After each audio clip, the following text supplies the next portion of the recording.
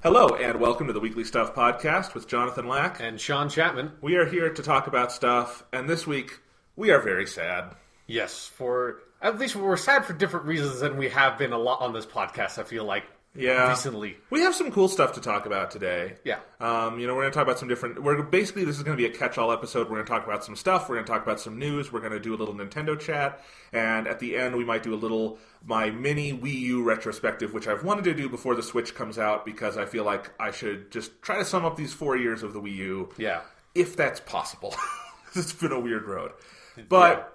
Our main news topic today is sad, and that is Peter Capaldi is leaving Doctor Who. Yeah, he officially announced that Season 10 is going to be his last season, and he will be leaving at the next Christmas special. Yeah, so his fourth Christmas special, end of this year, will be his last one. That'll also be Stephen Moffat's last episode.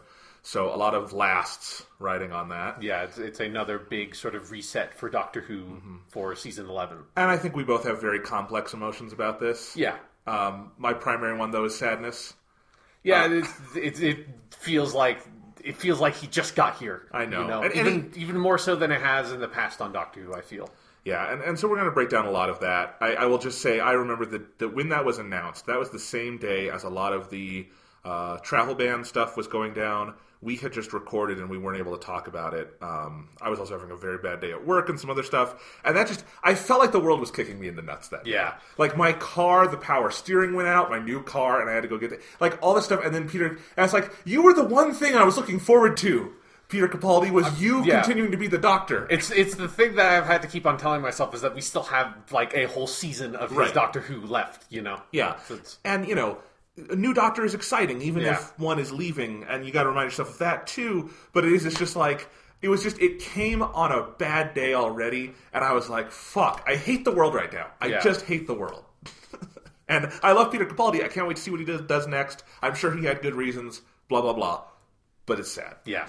So, all right. Well, we'll get into all of that. Let's talk some stuff. A brief update on something we talked about last week. We did a sort of spoiler-free impressions episode on Gravity Rush 2. Yes. I am still plugging away at that game. That is a long fucking game. Yes, it is long. I think I mentioned this on the last podcast, that it sort of feels like Gravity Rush 2 and 3 put together. Yes, it does. And now you are more than far enough into that game to know what I mean when I say that. It does. It does feel like two Gravity Rush sequels you got for the price of one, and I have mixed feelings about that, honestly. The game is long, and it, frankly, to me, feels longer, and I have some problems with the second half of the game, which, just for those who haven't played it, Chapter 2 and Chapter 3, which are kind of the two big pillars of the game, I definitely liked Chapter 2 more. Chapter 3 is good and has a lot of good stuff. It feels sluggish, and some of the side quests I don't like, and there's some stuff in there. I'm still enjoying it.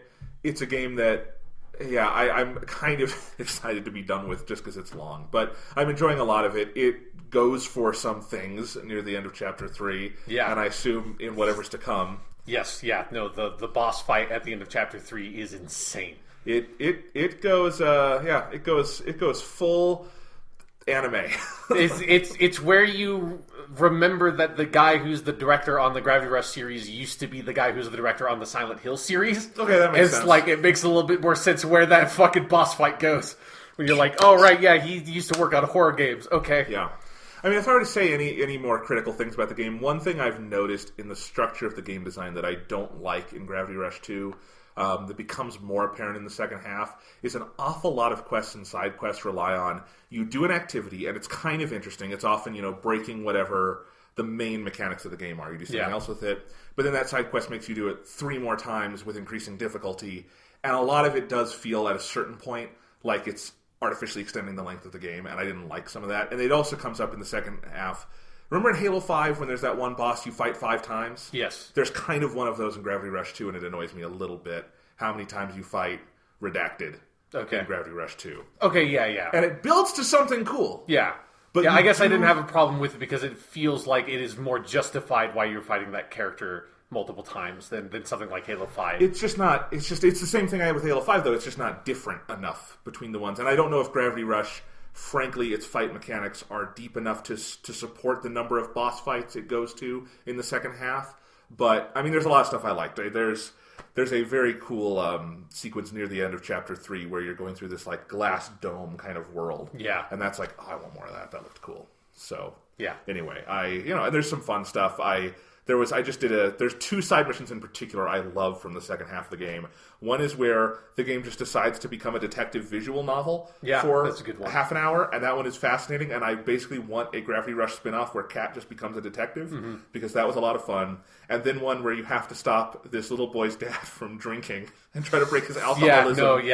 That was, and that is definitely one of those that I think suffers a tiny bit from the do the same thing 3 times with increasing difficulty, but it's like that one is self-aware of it in a way that justifies it to me, and it is funny, and just that's a topic that I can't imagine an American game doing anything with. That's a good one. Yeah, and it's so Japanese. It is such that cultural Japanese view of alcoholism, and it is hilarious. So Gravity Rush 2 is still a good game. I have some issues with it, but it's good. I would honestly at this point compare Gravity Rush 1 and 2 to The Godfather Part 1 and 2. Okay. In that Godfather 1 is like the streamlined, I mean, it's a long movie, but it's relatively streamlined. It kind of introduces you to this world, all that stuff. And then The Godfather 2 is giant, and it has multiple time periods, and it's really long, and, it's got different tonal shifts to it and stuff. And I think there's going to be, eternally a debate, which one do you like more of Godfather 1 and 2? And I kind of feel like that with Gravity Rush 1 and 2, where I respect a lot of Gravity Rush 2 in how big and ambitious it gets.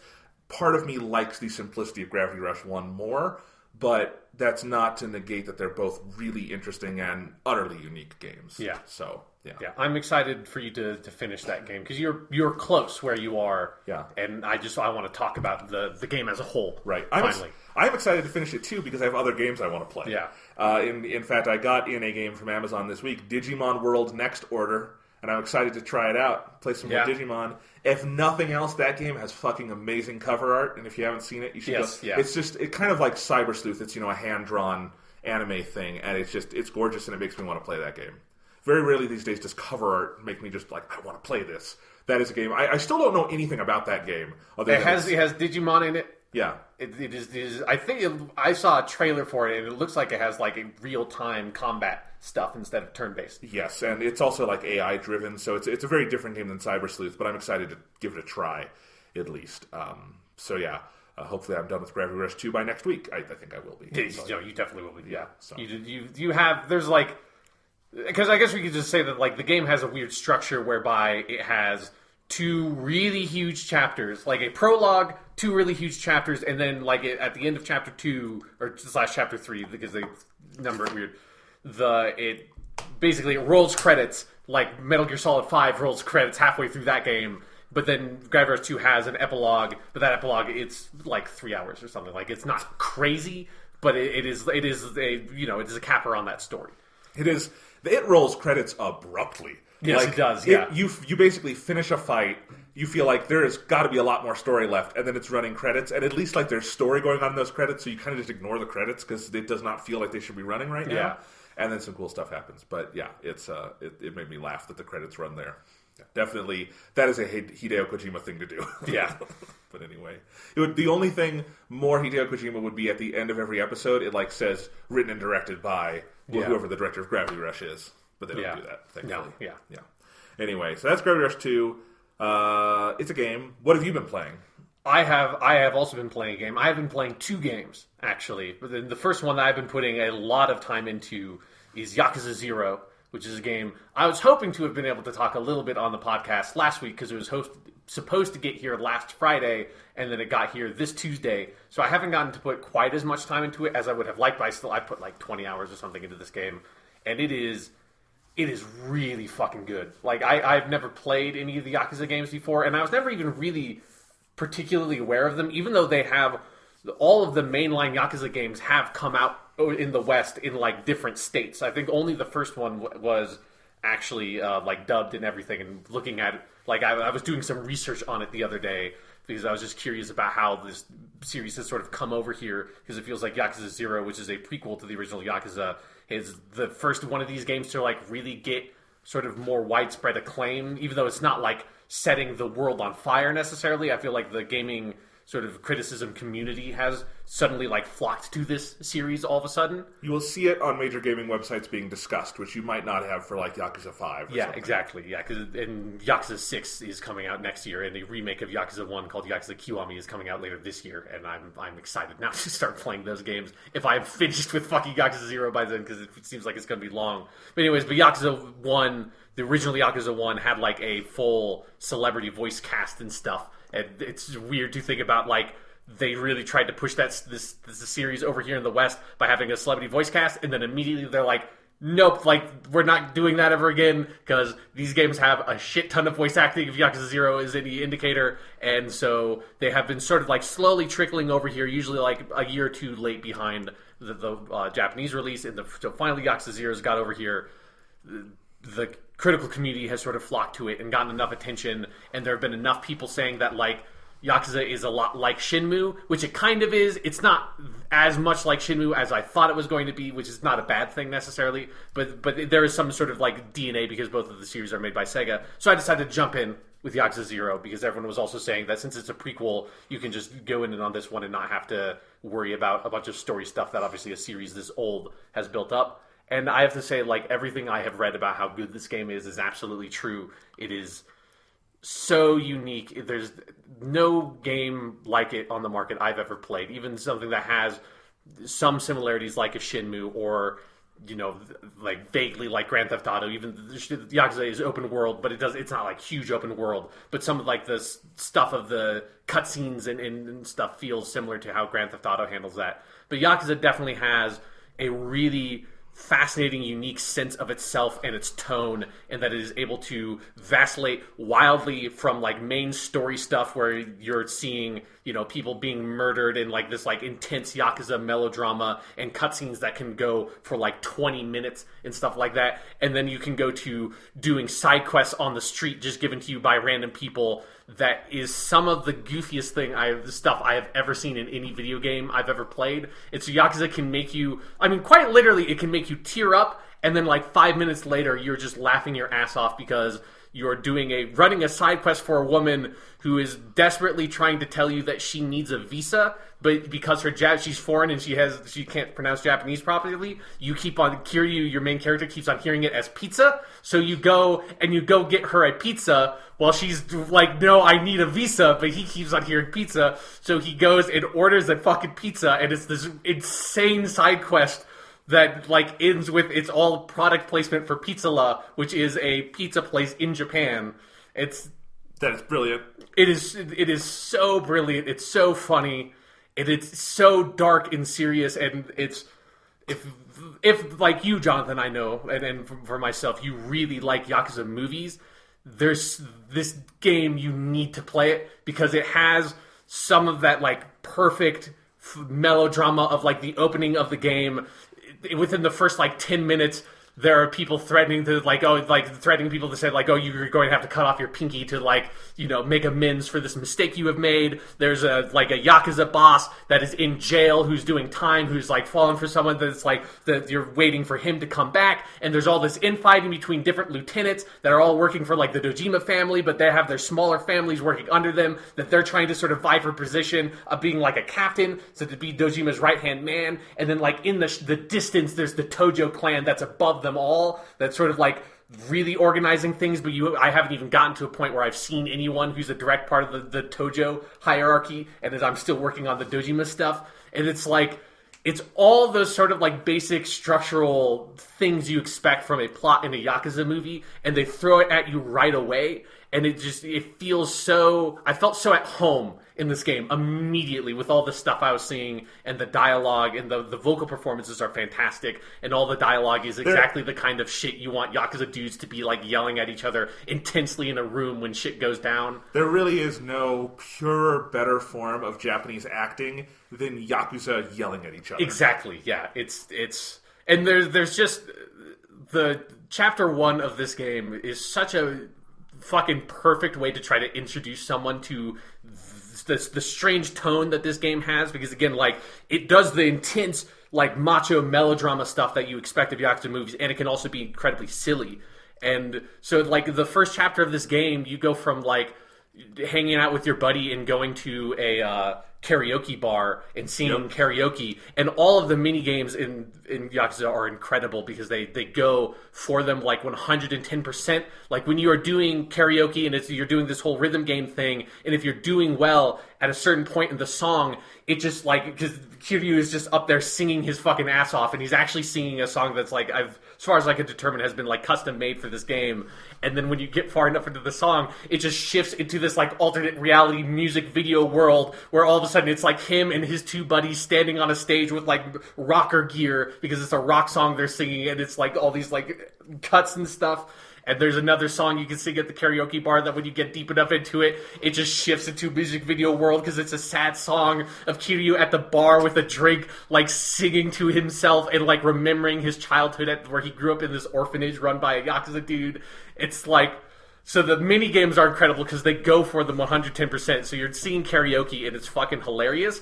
And then chapter 1 ends with one of the most elaborate and incredible, just sort of like cinematic, like cinematic mixed with gameplay action sequences I've seen in the game, where Kiryu, because this is all the beginning stuff, so it's not a spoiler, Kiryu has to sort of to try to sort of solve some issues that are going down and to sort of clear his name because he's being framed for a murder. He decides that the only path he has is to try to leave the family, because like if he's stuck in the Yakuza, he can't really act in the way he needs to act. And so when he goes to try to leave, he ends up having to basically fight off all these henchmen of one of the lieutenants for the Dojima family. And so you're just like mowing through dudes, just beating the shit out of people, climbing up this tower to try to get to the top where the lieutenant is and have a boss fight with him.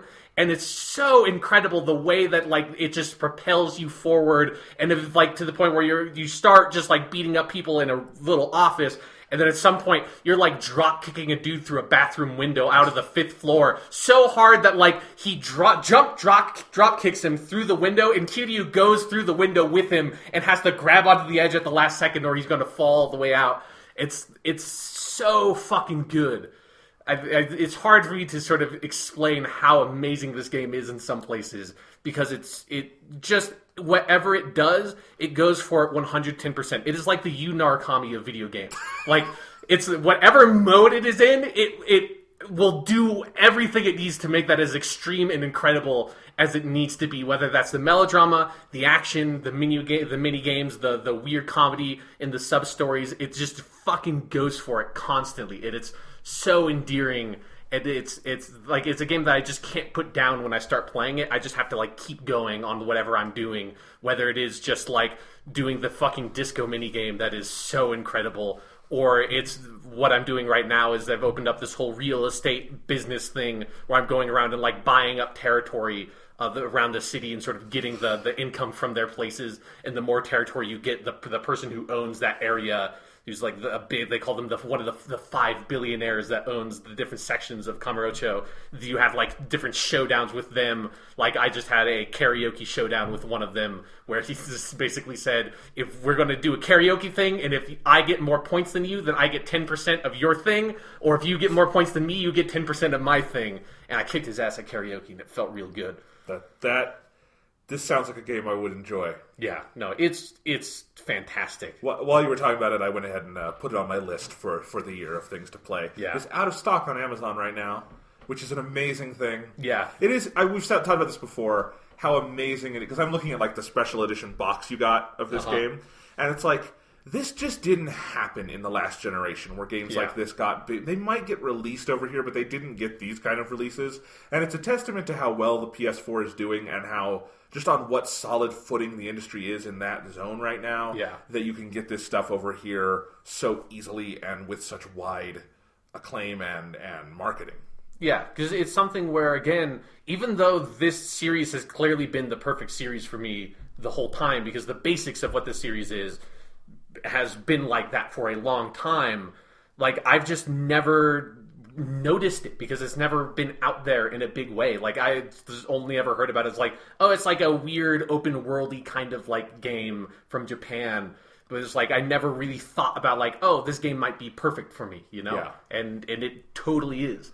I will try to play this before the end of the year. I have no idea when I will because March and April are totally blocked off. Yeah. Maybe after that. Yeah, because if you think Gravity Rush 2 is a long game, dude, like I'm probably like 25 hours in, and I'm on chapter 5, and I was looking at the trophies, and I think there are 20 chapters in this game. Nice. Maybe you go through some of those real fast, but like basically I spent about as much time on every chapter as every other chapter, so I'm sort of terrified by how long this game is. That does sound long. This is definitely shaping up to be a year of obscenely long games. Yeah, but if I will take however long Yakuza 0 wants to take to get where it wants to go, because holy fucking shit, some of the stuff in this game is so amazing.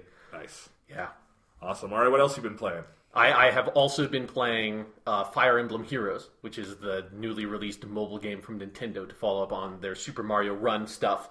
And so, John, we were talking a little bit before. You haven't really played it at all, right? No, and despite my well-known Fire Emblem fandom, I actually did not know until the day it came out that it was coming out on iOS. Yeah. That was a surprise to me. It just sort of like happened because when they originally announced it, it said like iOS will come out sometime. Yeah, so I wasn't like I had not blocked off time for it, frankly, and I have watched like the opening movie and looked at it a little bit, but I have not had time to actually sit down and play it because it seems like at least at first I would want to like actually sit down and figure it out before I like started playing it casually mobily or something. So yeah. So I'm having fun with it, and it's something where I kind of have conflicted feelings about it in the exact same way that I have conflicted feelings about all of these kinds of games. It's called what's called a gacha game for people who are not familiar with it. It's basically a whole genre that's really popular in Asia, in particular on mobile devices, where like whatever like tactical strategy thing like Fire Emblem or something more basic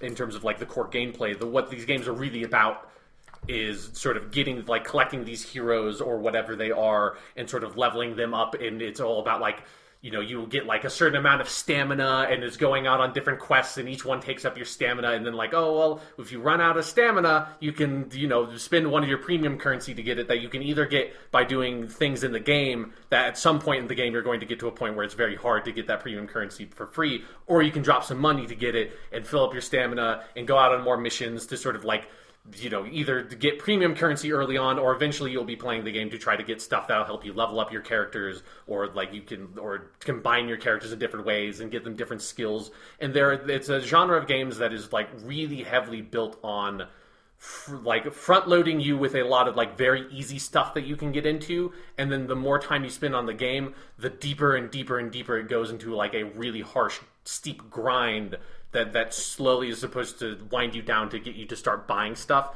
And they're really built around getting like just a handful of players that are called in the business whales that are going to spend an obscene amount of money on these games, because no matter how much money you spend, there will always be something more you need to spend money on. So that's kind of how these games are built, and you can have fun with them without spending money on them. But it is something where, and I've just basically hit this point with Fire Emblem Heroes where I've almost finished the like quote unquote story mode. There's not really much of a story to it at all. Like the story is, hey, you were summoned to this world where we're going to all the different worlds from the Fire Emblem games, or like 5 of the worlds from the Fire Emblem games, and fighting with all these heroes. And so you fight with the Fire Emblem characters, and then eventually, if you get enough premium currency, you can get some Fire Emblem characters to fight the other Fire Emblem characters. And there's not really much of a story, but I basically got to the end of that progression.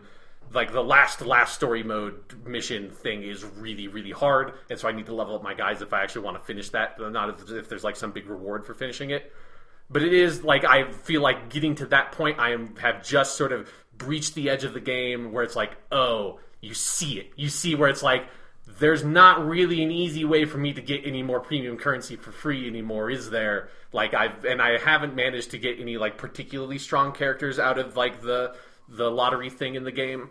That also, while I'm thinking of it, I should say up front, if you are playing the game, do not try to get a hero until you have 20 of the orbs or whatever they're called saved up, because the most cost effective way to buy them is to go in with 20, and it's a really weird system where you go in with 20, and it basically will load up 5 things that are like basically silhouettes almost of like what the heroes are, and then the first one you buy is 5, the next one you buy is 4, and I forget, it's like I think the next one's 4, like the next one's 3. Eventually, like it works out that if you just try to buy 5 in a row, it gets cheaper as it goes along till it is a total of 20, instead of you just going when you only have 5, which just seems like, oh, it says basically you have 5 orbs, you can get a dude. But if you go in with 5, you will only get one person, and then have to save up to get those again. And like getting all these games are at some point 100% about being absolutely as efficient with your resources as you possibly can be, because it is so fucking hard to get some of this currency up at some point in the game. So if you're playing the game, trust me, if you want even one time go in there without 20, you will fucking hate yourself for like a week, because you will constantly be thinking in the back of your head, I'm such a fucking idiot. If I want to get one more of those orbs, it's going to take me like an hour of playing this fucking game to get one more. Why did I waste it back then? I'm a terrible human being. And so that's the sort of business model around the game, and I hate that fucking business model, and I've played a handful of these games at this point. I've never really put money into them at all, but you always hit that point where you feel like, okay, this is where they start kind of gouging you for it. But outside of the business model, I think the actual gameplay of it is pretty good. I wish it was a bit more expansive. You only get 4 heroes basically on the field at a time, so it's for the most part, it is 4-on-4 battles.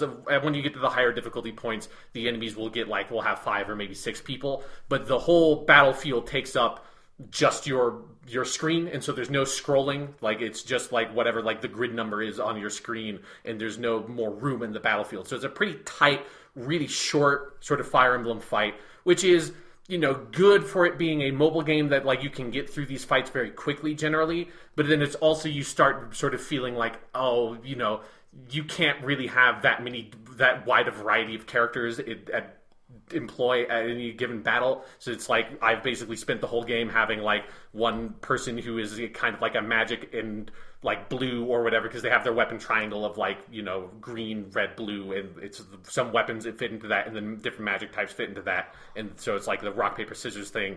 And so it's like, oh, I have a blue person, I have a green person. I've never fucking got a good red person out of my lottery, so it's like that's all just been a weird hole in my fighter lineup for the whole time, is I've got like one person who's red that I got it like that they just give you for free at the beginning of the game, and they suck, so I haven't used them at all. And so I have like a healer, and then I have an archer, and it sort of feels very restrictive at some point, that it's like, I want to be able to use like a Pegasus Knight, or I want to be able to use a big armored dude who's very slow but they can soak up a lot of damage, or I want to use more magic people, and it's sort of very cumbersome to try to switch people out because of how much you need them to be leveled up to be competitive in whatever mission you are on.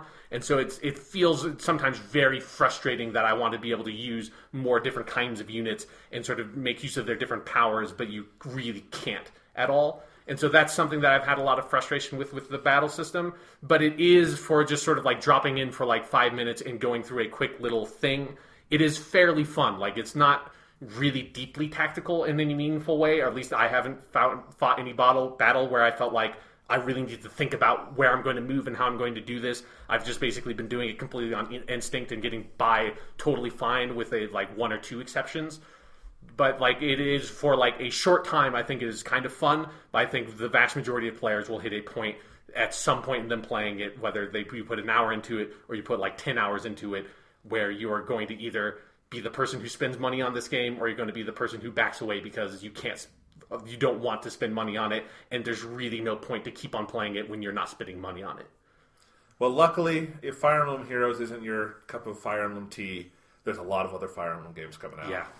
I just don't have the stuff you would need to play them, since, like, again, I've just re-released the GBA Fire Emblem game on iPhone, and I would so happily pay $5 or $10 for that. Because also, it is driving me crazy that I have not been able to get Lindis. It's like, that's the only Fire Emblem character I want. She would also perfectly fit in because she's sword, so she fits into the red in the rock, paper, scissors thing. It's like, all I need is Lindis, and like, I would be able to put this game down immediately, because it's like, I got her, and it's the only Fire Emblem character I give a fucking shit about, and I haven't been able to get Lindis yet. I did see one funny thing, which is that when you load up the game, it like shows you some characters as it's like downloading, and it has some little info blurbs on them. Yeah. And whenever they talk about a character from the original GBA game, that game, when it came out over here, is just called Fire Emblem, which makes it very hard to talk about. That's why we say the GBA Fire Emblem game. Yeah. And they call it here Fire Emblem The Burning Blade, which has basically always been a fan translation of what that is in Japanese. Yeah. And I thought that's funny is that maybe going to go on to be like the canonical title of that game? Yeah. Because it had no real title here, even though it was a prequel to another Fire Emblem game. Yeah, it is funny that when you're going through the story mode, it's basically broken up into chapters that each one is called like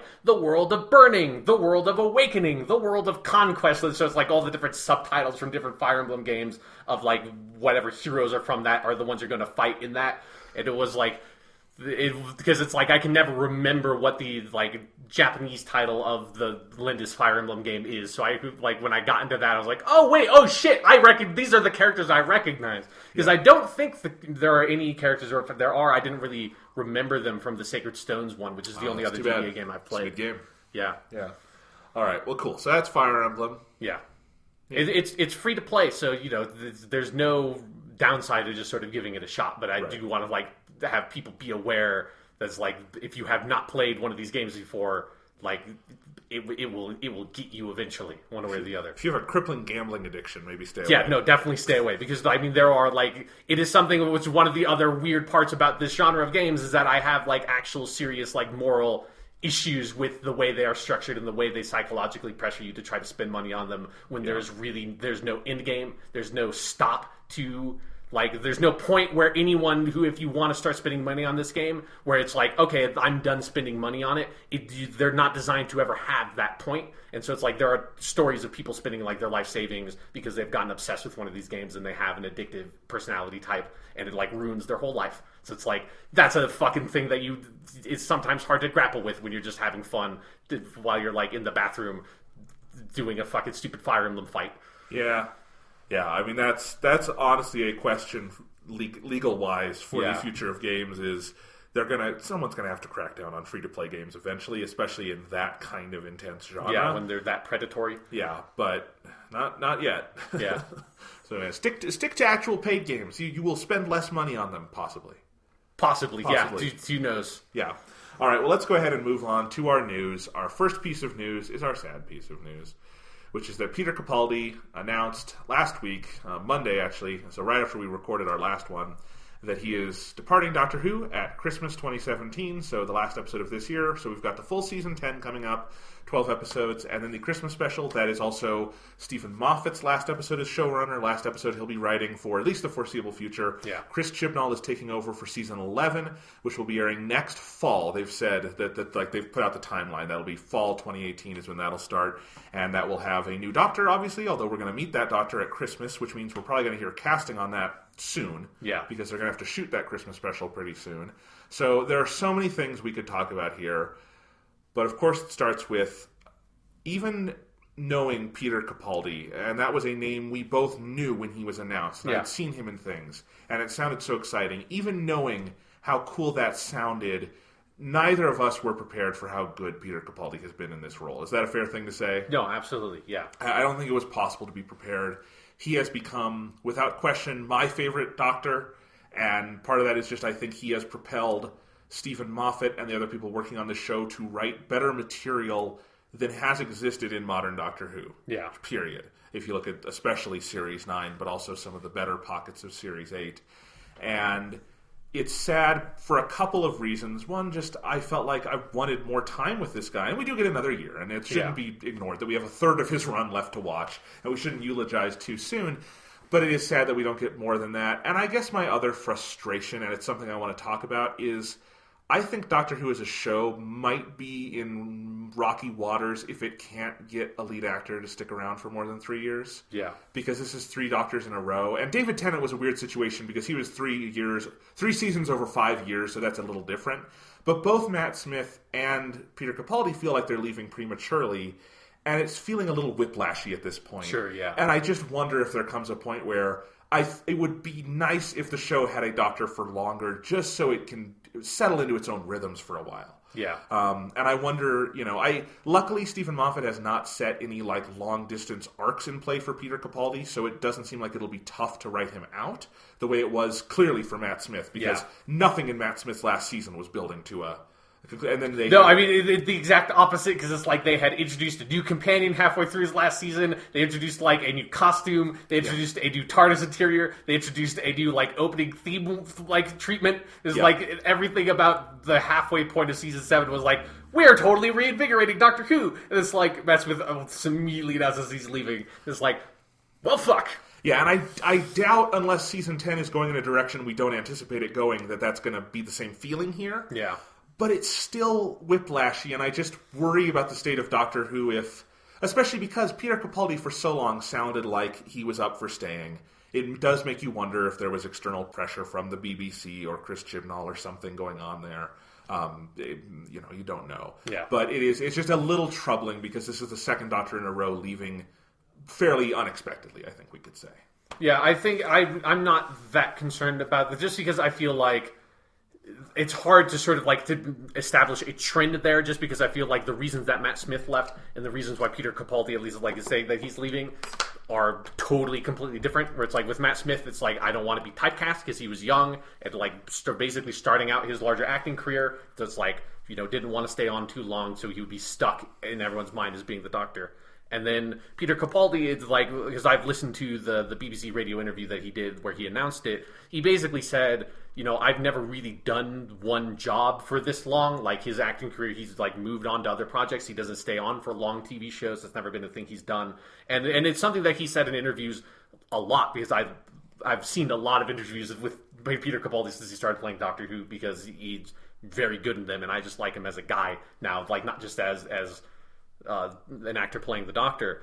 But he's basically just said I like to take on new projects and new things and be excited in that way. And then also he's older than he's the oldest person who played Doctor Who when he was starting Doctor Who. And then it's obvious that he was saying he doesn't know how long he'd be able to keep on doing it and give it his best, and if he's not going to give it his best, he doesn't want to do it. It's and maybe that's is just sort of prettying it up a little bit, but it did feel at least it sounded like he had really good reasons for wanting to leave, and there's such soul searching, and there's such different reasons than Matt Smith leaving that I don't have a lot of concerns for it being a thing that's wrong with the show or anything behind the scenes.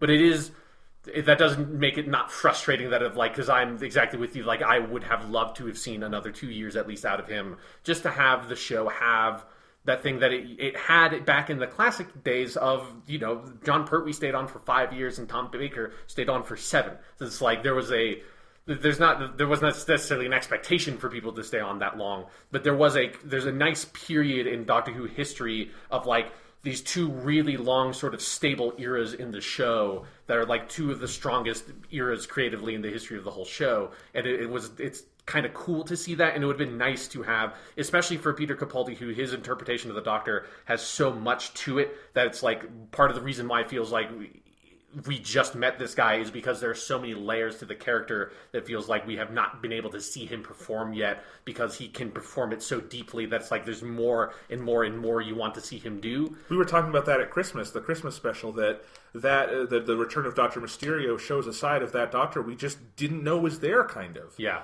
And it was such a beautiful surprise that after 2 years with this guy, we're still peeling away layers. Yeah, and there's not, because even I loved Matt Smith's performance of the Doctor, but it definitely it wasn't just him. It was a lot of stuff at the show at that point. There was a sense of fatigue, or I had a sense of fatigue of the really awkward passing off of companionship to Clara halfway through season 7 and stuff like that. Just made it feel maybe, and I think it sort of panned out that it's it was probably good for him to leave when he did, and sort of have the show be injected with new life there. But I don't get that sense this time around at all. Yeah, I mean, no question. In retrospect, you look at the Matt Smith transition, it was rocky just in so much as that last episode is very whiplashy in terms of we have to build basically a final season in one episode. But past that, that was a reinvention clearly both Moffat and the show at large needed.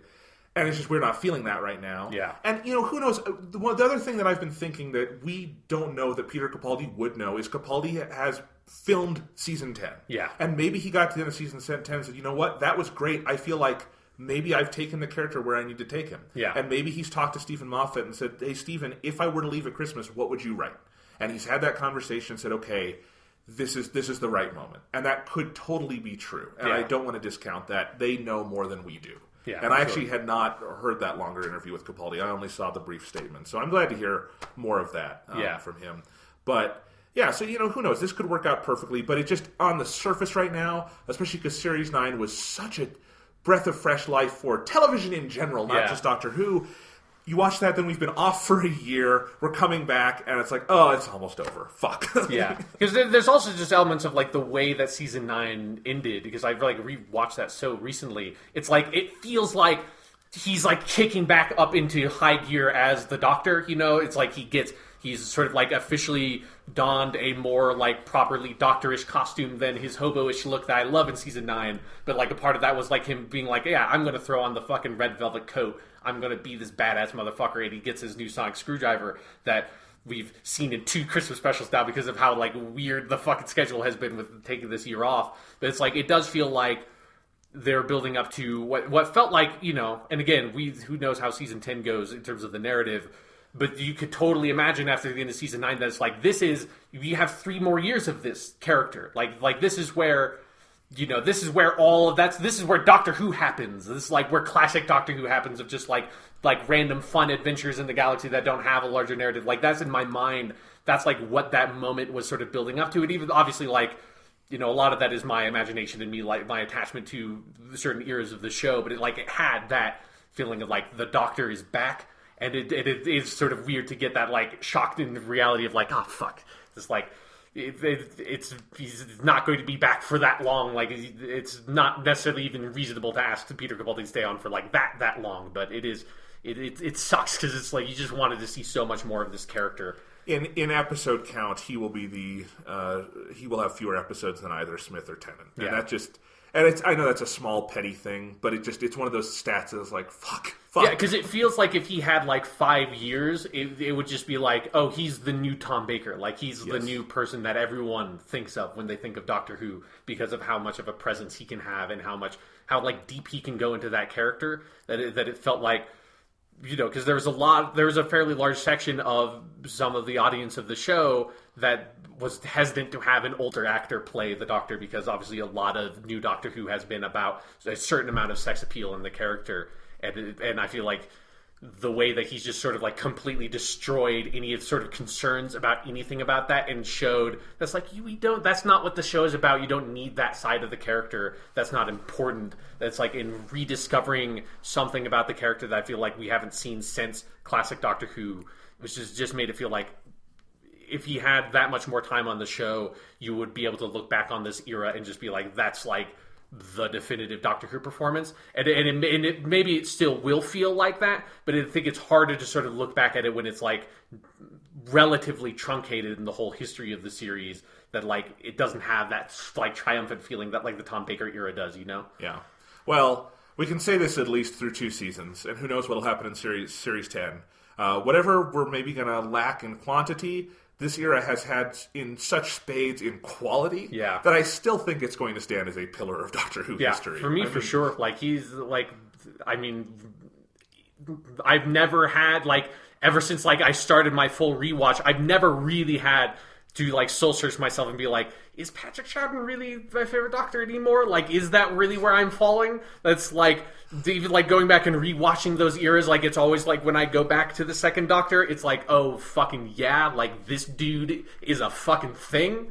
And, like, Peter Capaldi has that exact same quality of, like, I just go back and watch any random Peter Capaldi episode from the past 2 seasons, and it's like, oh, yeah, this dude's a fucking thing. Like, I've spent like kind of unreasonable amounts of time in my life now just like watching random clips of Doctor Who episodes on YouTube when I just like need an injection of it, and it's like Peter Capaldi's Doctor is a very good vessel for that, because you just on the Doctor Who YouTube channel they have like a bunch of different, like the official one, they have a bunch of different small clips from all these different episodes, and like his are really fun to watch because you just go back and like, oh, this scene is so good, and then you see in like the recommended videos, oh, that scene's really good too, I'm gonna watch that, and all of a sudden you've spent like an hour watching like a collections of 3-minute scenes, It's been incredible, and certainly this announcement adds extra resonance to his last speech at the end of Return of Dr. Mysterio about things ending and things moving on, which already had a couple layers, because it's about River, it's about Clara, it's about Stephen Moffat leaving, and now it's about him leaving, and it's interesting. It makes you kind of want to go back and rewatch that scene, at least, to as the kickoff to this last year of a pretty significant era in Doctor Who, because I think the Moffat years, which we're going to have to talk about at the end of this year, that is as the Moffat years. The book will be closed on those, and really that is a book that does basically include the Russell T Davies years also, because Moffat was a major creative force then as well.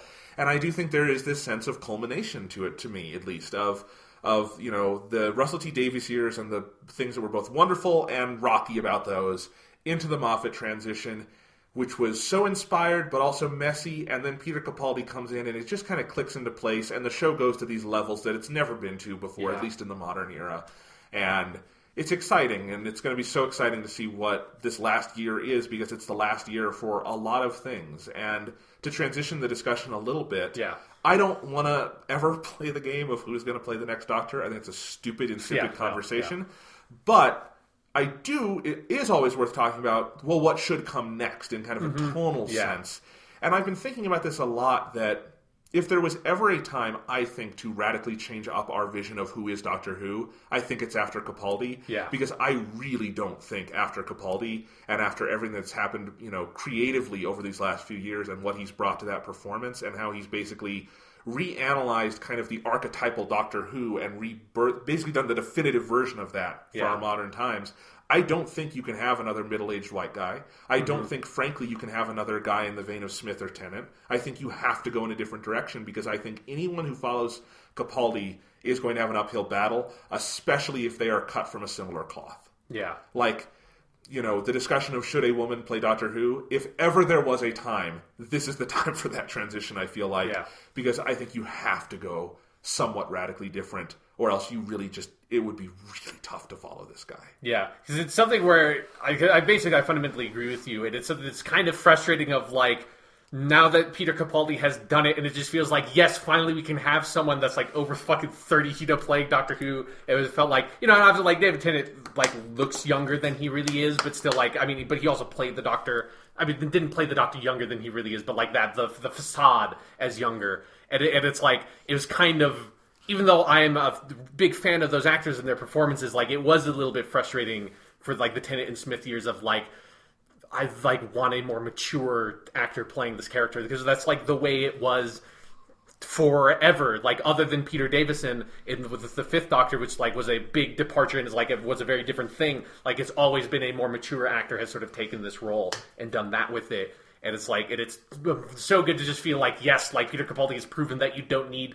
like the sort of like young dude sex appeal thing to be able to play this role and make it marketable and make it work. And so it's like, I want another sort of like older person to play it, but it then also feels like, but then you can't have another like 50-year-old white dude play the role now, because how do you possibly stack up to what Peter Capaldi just did? Especially with a new showrunner coming on. It would be one thing if say Moffat was still writing it. But I think with Chris Chibnall coming on too, if you had someone cut from that same kind of cloth of like older British acting royalty, that immediately brings so many comparisons that I wouldn't, as a writer, want to live up to, you know, or try living up to. I would want to strike out in a different direction. Kind of like Stephen Moffat did a little bit in hiring someone as young as Matt Smith, although again, that's not radically different from David Tennant, who was older but played the Doctor so youthfully. But yeah, I mean, you know, the only name I would throw out there is the name that so many people want, which is on the like female casting side, is when people have said Hayley Atwell should play the Doctor. Sure, I hear that and I'm like, yes, if ever there was a moment, that would fucking work. I feel like that would work. If Chris Chibnall is up to it and has an idea for how to write that, that's one of those names that I hear and I'm like, that might not have felt right after Matt Smith. That would feel right, I think, in some way here. The 13th Doctor just can't be the same as, frankly, any of 1 through 12 at some point. Because this feels like such a culmination of so much of that. Because it is the end of an era in a lot of ways, because it is, you know, like you said, the Moffat stuff like while we have the Moffat years and like what is going to be now like the two Moffat doctors in the way that we have like the two RTD doctors, like the Moffat DNA was in the show since like the rebooted series, and in some ways like in the interim between there when he was writing Doctor Who short stories and stuff. And so it's like it feels like there is that lineage that even when there was a big stylistic shift when he became showrunner, like it calls back to stuff before that it feels like, you know, Chris Chibnall has worked on the show and stuff, but it's like he's not that big. He was not that big creative voice in it the way that Moffat was, because who wrote an episode or multiple episodes each season.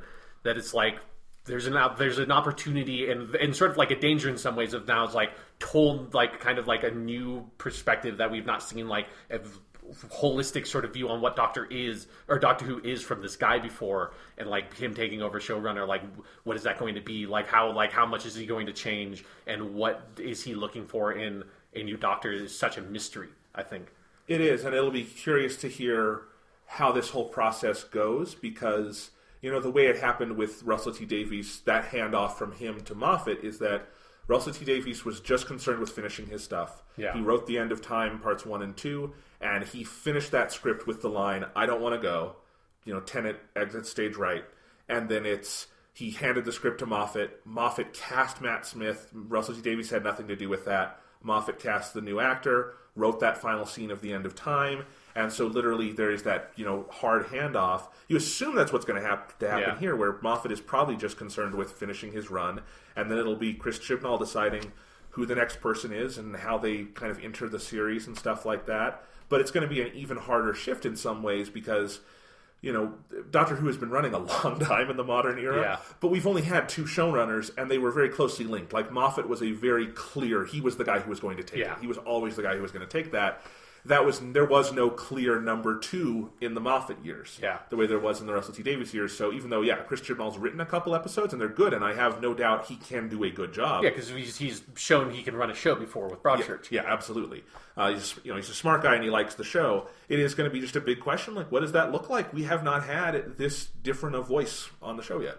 Yeah, in modern times. In a lot of ways, it reminds me of. I mean, it's not 100% the same because John Nathan Turner took over in Tom Baker's last year, but it sort of feels like that. Of like all of a sudden, 1970s Doctor Who becomes 1980s Doctor Who, and it's like this is a fucking different thing. And it's like there's like similarities and stuff, and there were like some old writers are still writing on it. But when you go through classic Doctor Who, it feels like. Well, there's like a bit of a jump when you go from like Patrick Troughton to John Pertwee, and then from John Pertwee to Tom Baker. Like there's a bit of like frisson there. It's like when you get Tom Baker's last season, which is far and away his worst. Like it's really bad. There's almost no good episodes in Tom Baker's last season, not because of him, but that's when John Nathan Turner took over as sort of producer / showrunner, because there wasn't really a showrunner credit back then. And so John Nathan Turner took over, and then, you know, he was 5th Doctor, 6th Doctor, and 7th Doctor, and so, you know, reigned over some of the most, or probably the most malign years in Doctor Who history of, like, the show running with the sort of the Heart of Darkness with, like, some of the bad shit that happened in the 6th Doctor's run, and for the 5th Doctor had some really bad episodes, too. Even though that's such a weird period because it's also got some of the absolute classics. It's got some of the highest ones with the highest highs of the series with Crackcast Revolva, and then the show sort of really finds itself by the end of the 7th Doctor's run. But it is like there's some like really bad television was made in those years. Like there's someone who's fucking watched all of those episodes. Some really, really rotten shit was fucking put on TV back then. And I'm not saying that this means that Chibnall's going to have that effect, but it's a really shocking thing of like, this is a whole new era of this show, and all of a sudden this dude's got question marks on all of his costumes, and the new theme is fucking the best theme that Doctor Who has ever had, still is the best version of that theme Doctor Who has ever had, but it's all like crazy with like light, like the stars lighting up and shit like that. And it's just like the whole sense of the show sort of shifted in a way that felt way more dramatic than it ever did before. That like is, you know, only comparable to obviously when the revived series came on. That was like a really extreme shift in style, and the TV movie was also. And so I feel like I think there's a big possibility for that to happen here. Of like, oh, like that was. I mean, you're not going to get like 70s and 80s, but like this is like maybe like 2020s Doctor Who when we have a perspective on what those sort of decades feel like looking back. And like this is like a whole new, fresh sort of style and look for the show when you don't have like, you know, Moffatisms in sort of in the script dialogue and in the broader structure of the plots and stuff. And you have a whole nother person running the show that we haven't seen that in a long time. Yeah, I mean, it's our entire lives, like in college and things like that, was all like, Moffat Doctor Who. Basically, like the whole life of this fucking podcast, because I caught up to modern Doctor Who with the end of season 5 with Moffat's first year. So it's like it is literally the whole life of this podcast, and it's basically of me watching Doctor Who as it airs has all been the Moffat era. It's sort of a weird thing to think about of the certain things you come to expect in terms of how Moffat writes on a very basic level that we are like super familiar with because he's written an ungodly amount of Doctor Who at this point. Like that's all gone now. Like who knows what Doctor Who even looks like with that gone? Like going forward, what sort of like what is the new style that takes over that stuff? Yeah, and you know, it's funny whenever someone says Russell T Davies did 2 Doctors. That is technically accurate, but I never remember that because Chris Eccleston is one year.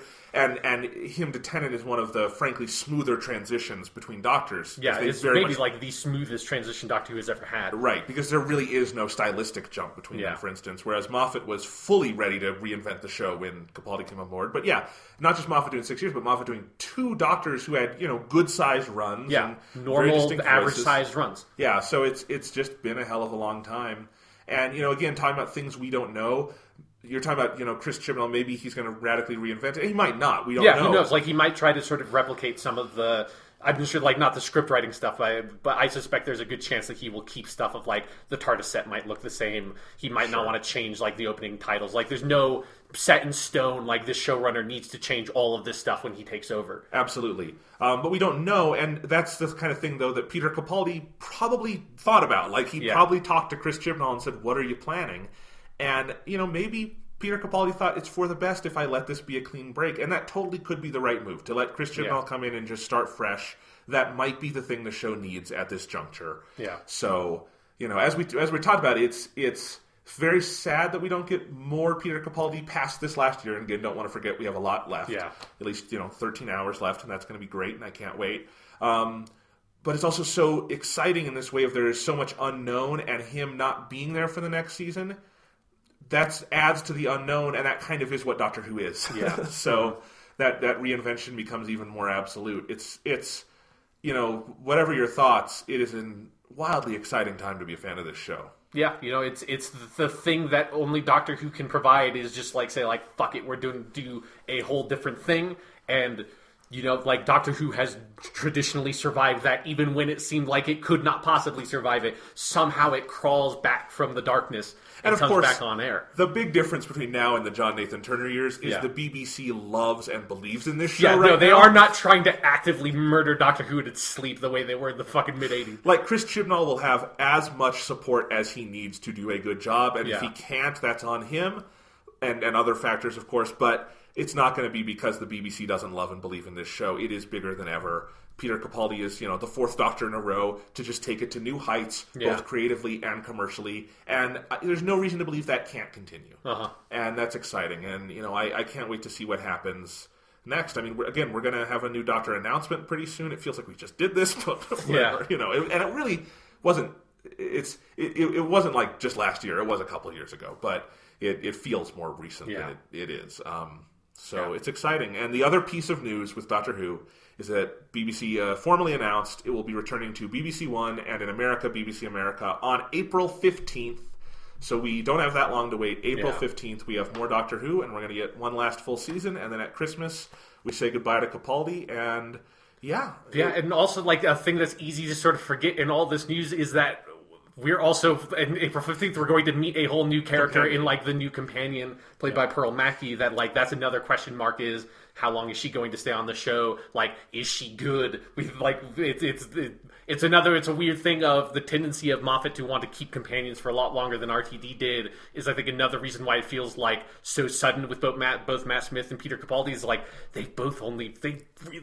Matt Smith basically really had 1/2 companions with Amy and Rory and, like, a little bit of Clara. That's an interesting, weird section of the show. And then it'll be interesting to see how much of a mark Pearl Mackie will feel like she can make in this season, and then and luckily she has a full season where she gets to come in at the very beginning and be there to the end, and I'm really excited to get that, and it feels like that excitement has been lost in the sense of like, oh shit, Peter Capaldi is leaving. You have to remember, like, again, we have a whole season with this guy. We get a whole new introduction with like this new character and all that. And the brief clips we've seen from this season looks really exciting. Particularly, I'm really excited for the first episode where it looks like the Doctor is working as a professor at some kind of university where the Pearl Mackie character is.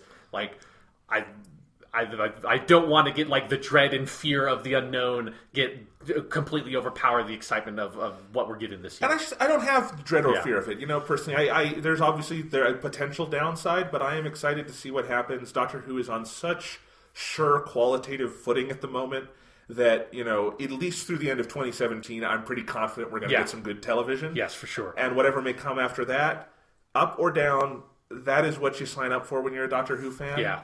And that's the fun of it. And the great thing is we have this podcast to continue talking about it. And I'm glad that even if Capaldi's era is ending sooner than we thought, we have Doctor Who to talk about this year. Yeah, we have a whole year of episodes we can do talking about these episodes of Doctor Who with Peter Capaldi. Absolutely. And then, into, like I said, we're going to have to do at least a full episode topic on breaking down the Moffat years and things like that. And making top 10 lists and crazy things like that. Like, I am really excited to have 13 more episodes of this podcast where we can just go, man, Peter Capaldi was really good in this one. The same thing that we did the last 2 times we did this. If even like, this episode was okay, but fucking man, Peter Capaldi was really good in this one.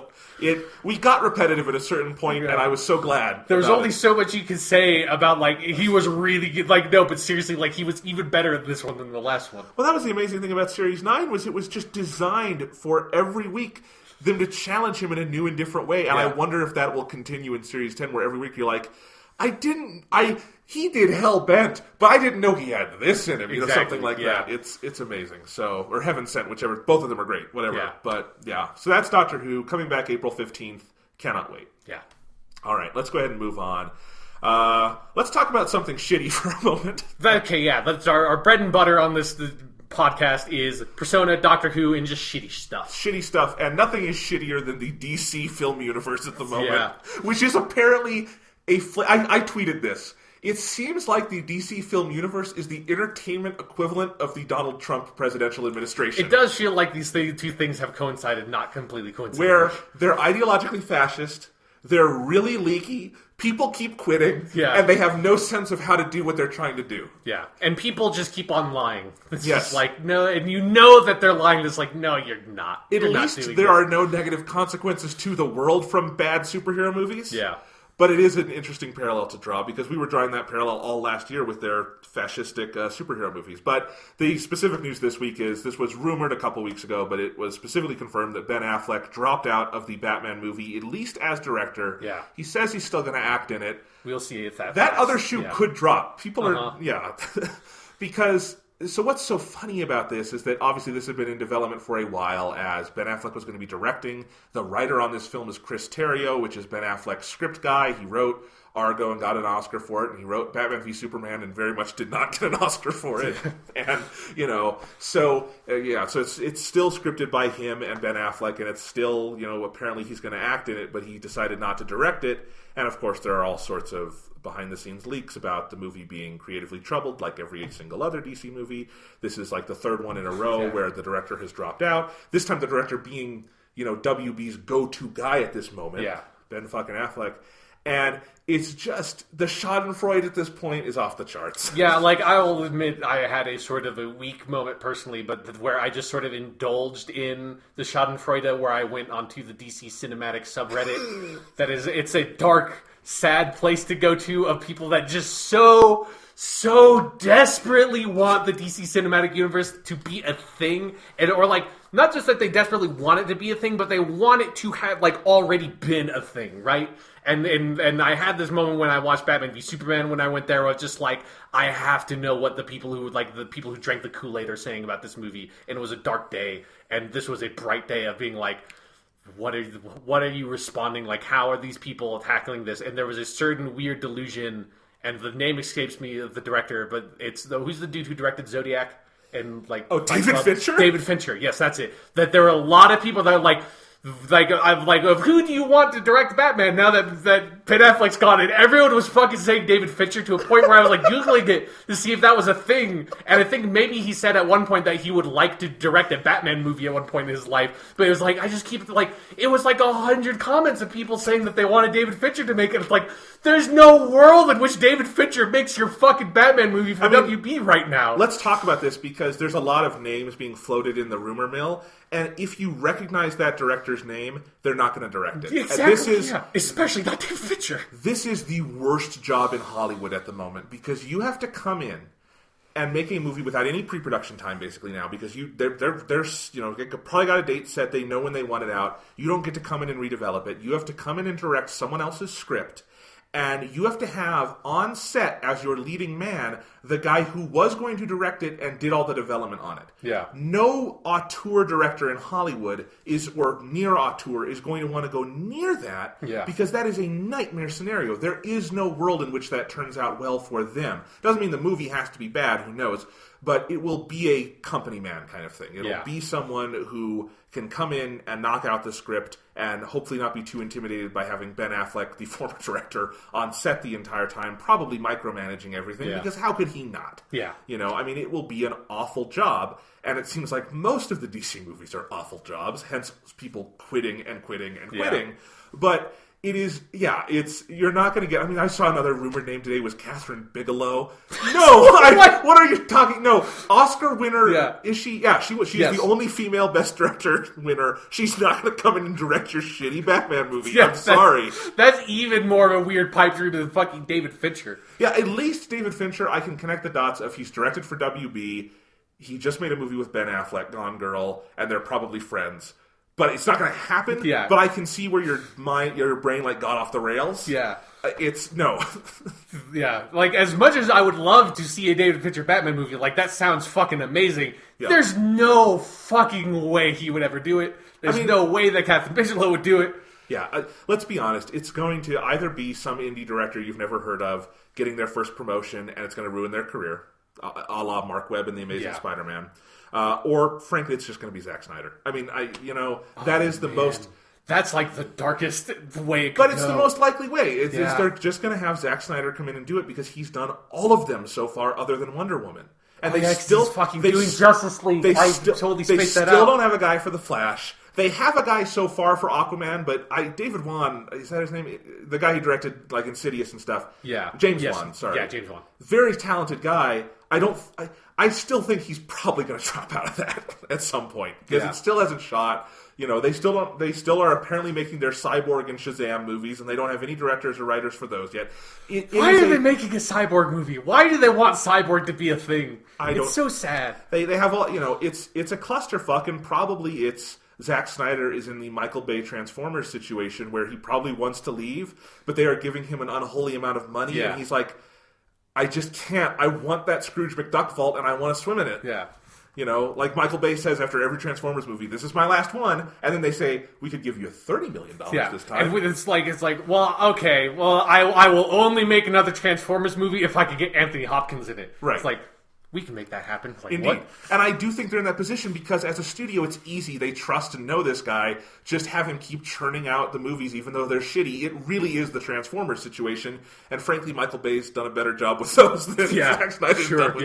Yeah. There is no Transformers movie I hated as much as Batman v Superman. So that's true. There you go. That's a sad state of affairs. But it is really sad when I can honestly say I would rather rewatch Transformers 2 than rewatch Batman v Superman. That's a fucking dark hole to go down. You haven't even seen Suicide Squad, man. Yeah, you don't even know how bad it gets.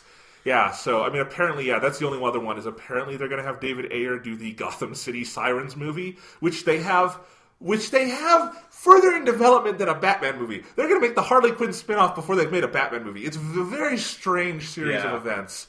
And they're desperately looking for their Rousseau brothers, which is what Marvel has now. Yeah. And they don't have them. They don't have any of that. It's a fucking disaster.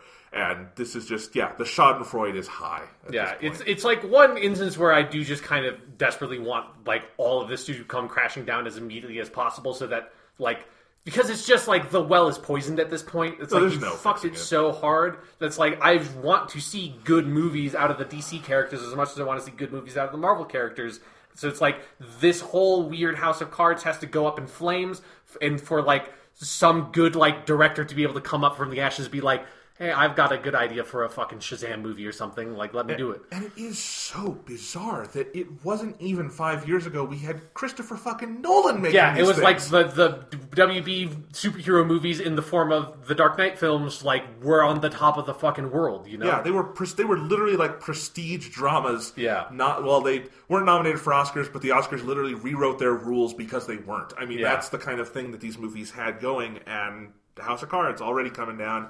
And I have, at this point, especially with the ideological undertones of these films, I have so little tolerance for them, especially now. Mm-hmm. It's just, I have no interest in this shit. And with how, like, we're the superhero, like, movie genre is in such a different place than it was in, like, 2008 with The Dark Knight and, like, when Christopher Nolan was making his movies, that it feels like we are in such a different place if we can have, like, really happy, fun superhero movies that can still have like complexity to them, but have a like really approachable, like fun tone at their heart, which is like, you know, harkens back to the core of the genre and how it was made in comic books. It feels like I'm very happy we have like this really fantastic alternative to what the WB is trying to do with their DC characters. I should say, I am very excited for one DC movie coming out this year.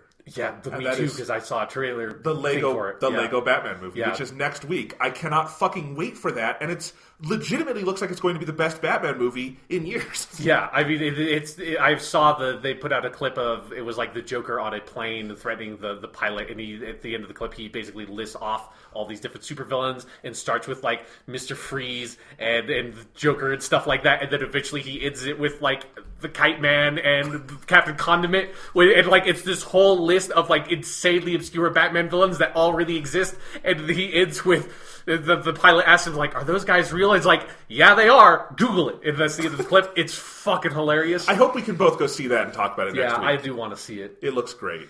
I mean, it's something I've been thinking about because I've seen on Twitter kind of this growing discussion of, and it is inherently tied to DC, the immorality of how some superheroes are portrayed these days. And it is in the DC movies where, you know, as soon as you've decided that Batman wears armor, not a costume, you've kind of lost it at some point. But, I mean, especially like when you decide that he kills people, you have lost it so hard. Yeah, and you know, there was that image that came out from Justice League of everyone in their costumes, and the Flash even has fucking body armor and shit. And it's just, that's the last character I want to see in a fucking like bulletproof chest piece. You know, it is disgusting, and it's that I think these movies are kind of exposing that when done poorly, Batman and some of these characters can be disgusting characters, you know? Oh, yeah, absolutely. I mean, that's the thing, like, if you go back and read Frank Miller's Batman stuff, it feels like, at the time, you were like, oh, like, it's, like, this is, like, kind of gross Batman, but he totally knows it, and then you get older and you reread it, and you're like, he didn't know it at all. He was like, this is gross fascist Batman, and he's, like, totally up on gross fascist Batman. Yeah, and, you know, I've been thinking, like, to me, and I have a reason for all this. I'll come back around to it. Okay, yeah. To me, the most moral version of Batman is Adam West. It is absolutely. It is the Batman of the 60s who is there to help maintain law and order, who works with the police, who has Dick Grayson so he can like teach and impart messages of peace to the next generation, who in that movie in that TV show they specifically have him working for the Wayne Foundation. He's just doing charity work to try to rebuild Gotham economically. Like, I honestly think that show puts so much more thought into the morality of Batman than a lot of modern interpretations. And we've had this just swarm of bad interpretations lately.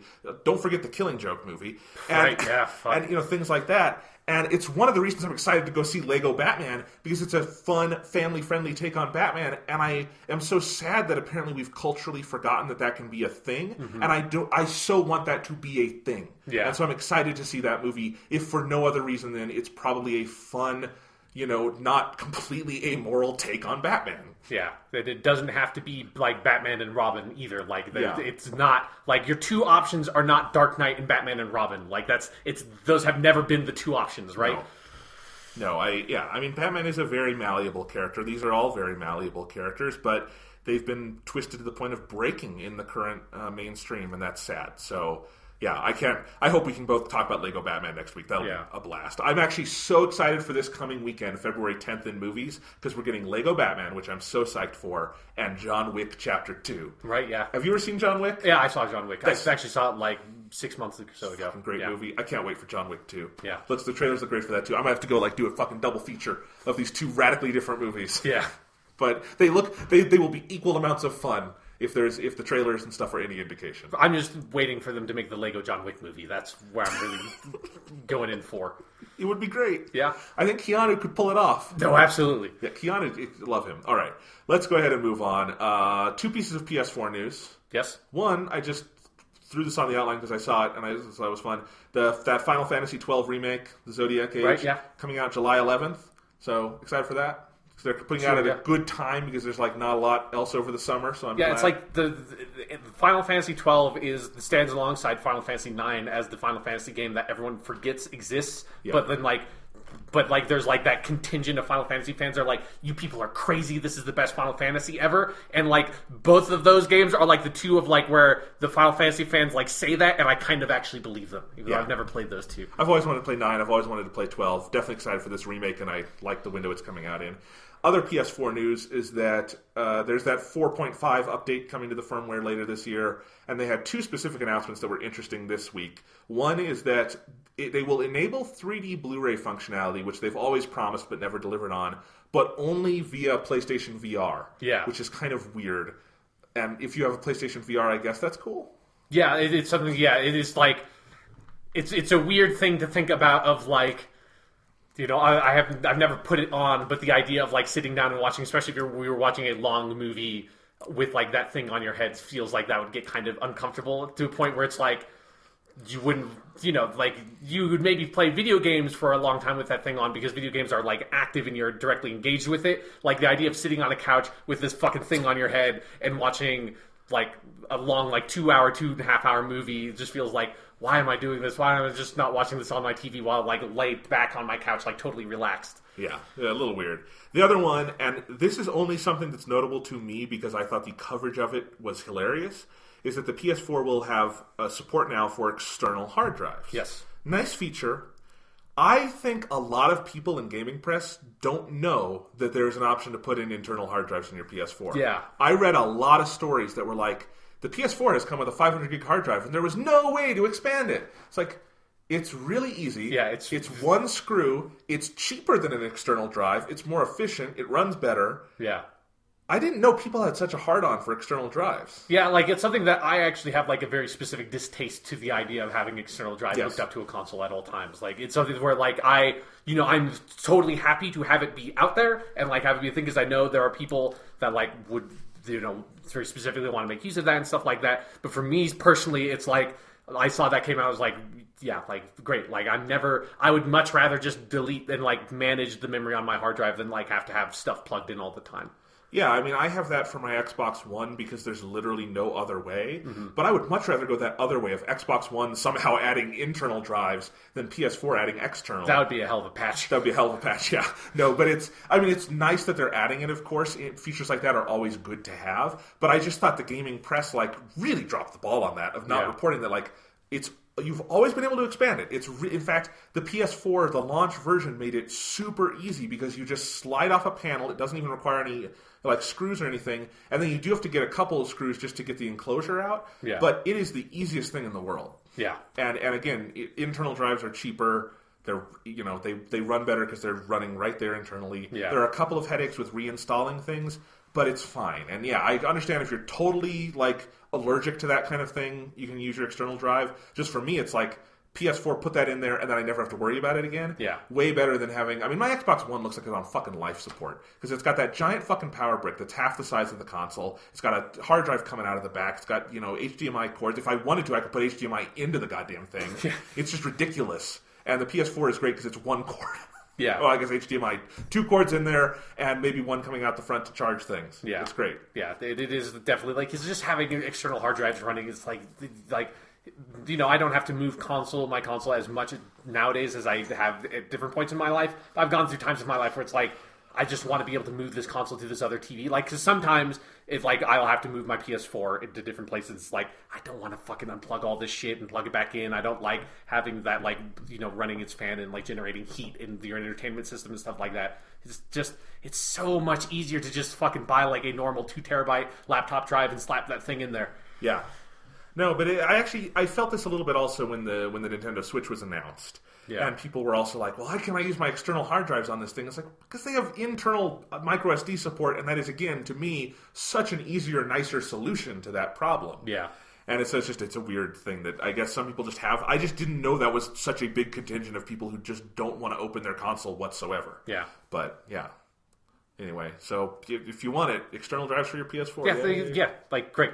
Yeah, great. It's a good, fun, nice, accessible feature. Yeah, it's cool that they can just patch that in too. That's interesting. So the PS4 continues to improve on that level, which is nice. Let's go ahead and move on to some Nintendo news. Okay. 3 things this week. 1, Nintendo has officially ended Wii U production worldwide. Yes. Which I think is the impetus for me wanting to do this little Wii U topic, which we're going to talk about in a little bit. But the Wii U has ended production. That was a strange story. Yeah. I mean, basically just over 4 years from release to ceasing of production. That's some Dreamcast style shit right there. Yeah, I mean, it is when you think about it, because I was looking this up the other day just out of curiosity. The Dreamcast basically was on the market for about 18 months before Sega announced that it was dead, which when you think about relative to console lifespans, back then the average console lifespan was 4 to 5 years, and then now the average console lifespan is 8 to 10 years, and it's sort of relatively similar in terms of how long those are on the market compared to their sort of contemporaries. And the weirdest thing, I think, also is that the Dreamcast was following a period of downward spiral for Sega. It was not following the Genesis. It was following the Sega Saturn. Yeah. Right, and things that also were not all that successful. The Wii U was following the Wii, which was this mammoth runaway success for Nintendo. Yeah. Still, it's way up there on the charts of highest selling consoles, and this is way down there on the charts of lowest selling consoles. So, interesting run. But the Wii U, we pour one out for it. Yeah. Long may it live in death. I don't know. Sure, yeah. Hopefully everyone's Wii U's last for a long time, because you're not getting new ones. Yeah. All right, so we've seen that. Let's see. Kimishima, the president of Nintendo, a lot of this news came from an investor's call he did, but he told the newspaper Nikkei in Japan that Nintendo Online Services, the program they're going to have, their PlayStation Plus or Xbox Live Gold, the annual fee for that will be somewhere between 2,000 to 3,000 yen. And this is from the Engadget write-up, which would be less than $20 to $30 at current exchange rates. Yeah.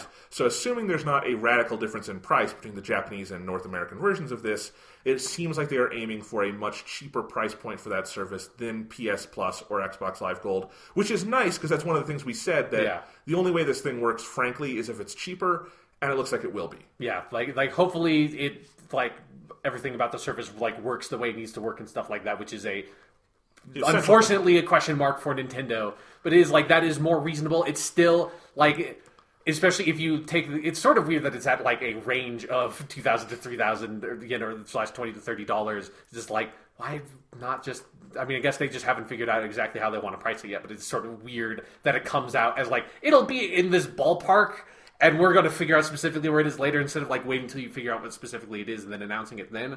But if it does come in at about $30, I still think with what they've announced in terms of how their Games for Gold-esque program works, that still sounds too expensive to me. Of one NES/SNES game that you get to play for that month, and only that month is that's so. But there are a lot of question marks. Cheap, we don't know how the thing runs or works or looks. There's a lot of things left to be answered with that. Yeah, it is, but it is definitely nice for them to it is definitely not going to be as expensive as the other services, which is the right first step for what they've said about it so far. Yep.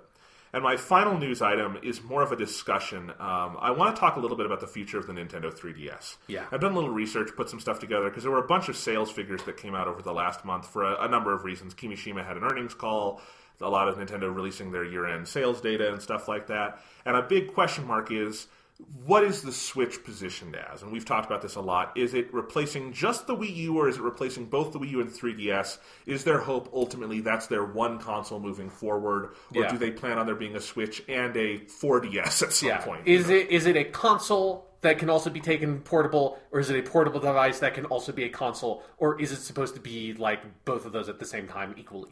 Yeah, and I think the answer pretty clearly to me at this point is Nintendo probably doesn't know either. Yeah. And it's because they are, I think, in a position they did not expect to be in, if you look at 3DS sales. So I want to, Kimishima said on the earnings call, he said to investors they are not abandoning the 3DS. And he made that pretty clear. That has been the company line, but this was a pretty clear statement of that.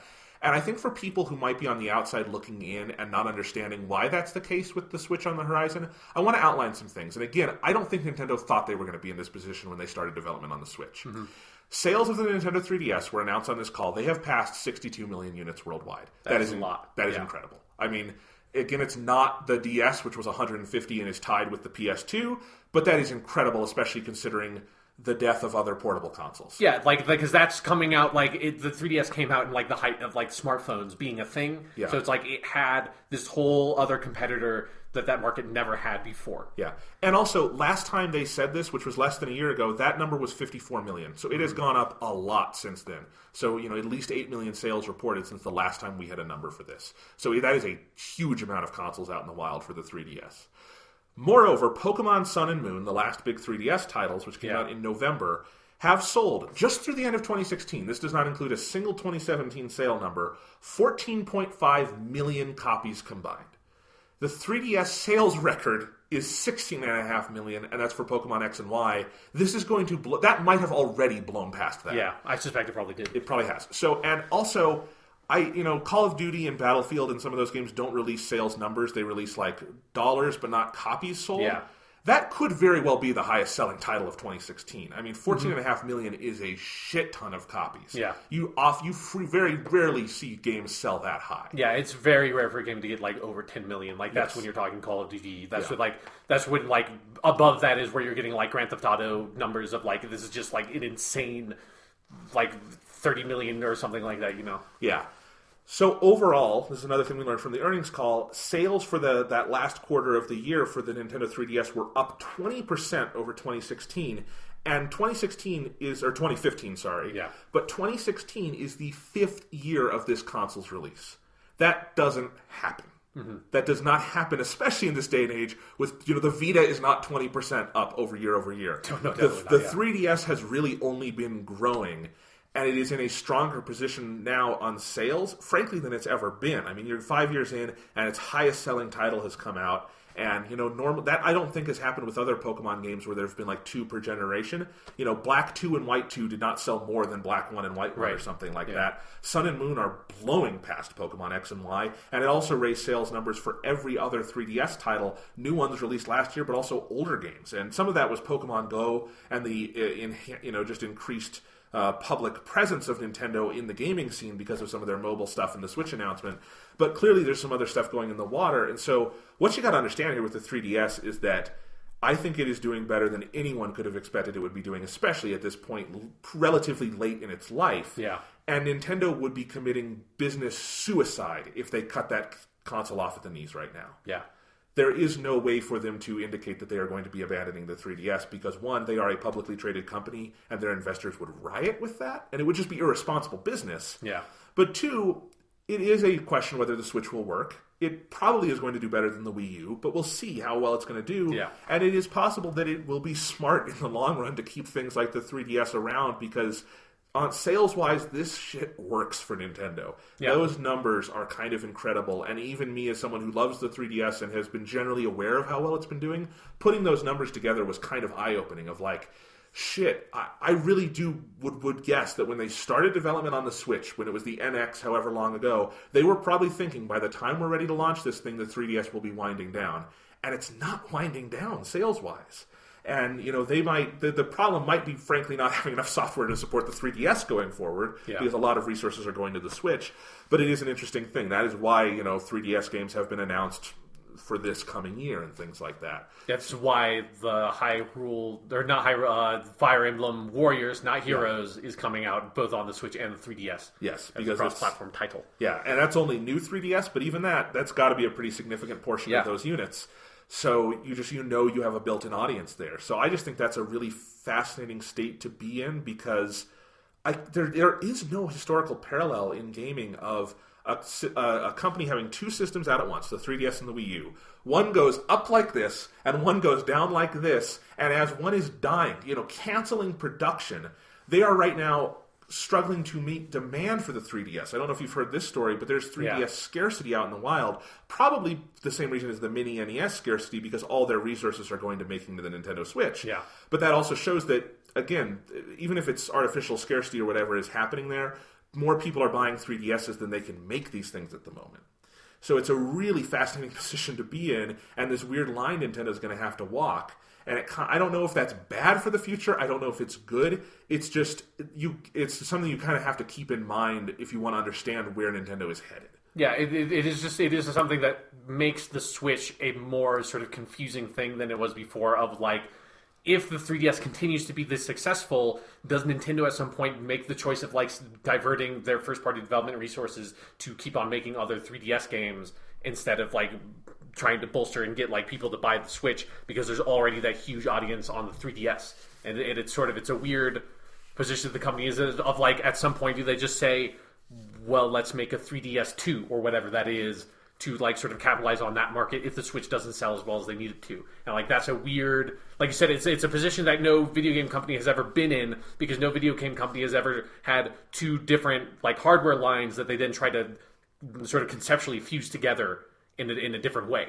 It's like, that's just never been done before. So it is such a weird thing of like, what do you do about that? Like, what does that say about where you need to divert your resources and what you need to focus on for the future of the company? And I think it could work. I mean, I think the Switch, I do think they've been savvy in their marketing. Today's the Super Bowl, and we've probably all seen that 30-second Super Bowl spot. Yeah. And I think they continue to be pretty good about being able to cut together like a commercial for it, where they're focusing a little bit on families, but more on, this is like the more mature Nintendo console. And I can totally see there being a set of people out there who would not have ever bought a 3DS but will be there for the Switch. Yeah. And in addition to just the overall Nintendo crossover audience that you always have.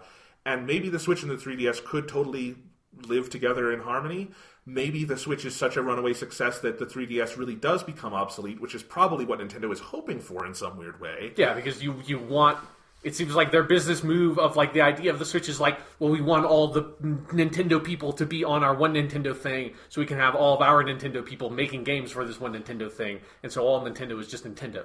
But I do wonder if they, in their crystal ball, however many years ago when they started developing the Switch, if they could see what the numbers on the 3DS would be now, would they have said, okay, we're just focusing on home console for the Wii U follow-up, and we're going to keep a separate portable line, and the 3DS will continue? Or would they have just said, fuck the home consoles and let's just do portable devices, because that's clearly what we've always been best at? It's worth noting the DS is the most successful thing Nintendo has ever done by a country mile. If you combine the DS lines and the 3DS lines, which isn't too unreasonable to do, you're over 200 million units in the last 12 years. It is... Yeah, Game Boy is a similar story to that. Like the Game Boy Color, or Game Boy Color, and Game Boy Advance. Yeah. And the Game Boy Advance SP, like, all sold crazy. And, it could totally be the case, and this is probably what Nintendo's hoping for, that the Switch picks up that mantle, where the DS kind of took over the Game Boy and then became a big thing, and maybe the Switch will be the same, in 10 years we'll be saying that line was the Game Boy line, the DS line, and then the Switch line, or something like that. That could totally be the thing that works, and the Switch is, I think, poised to be the right thing for kind of the way the world works now.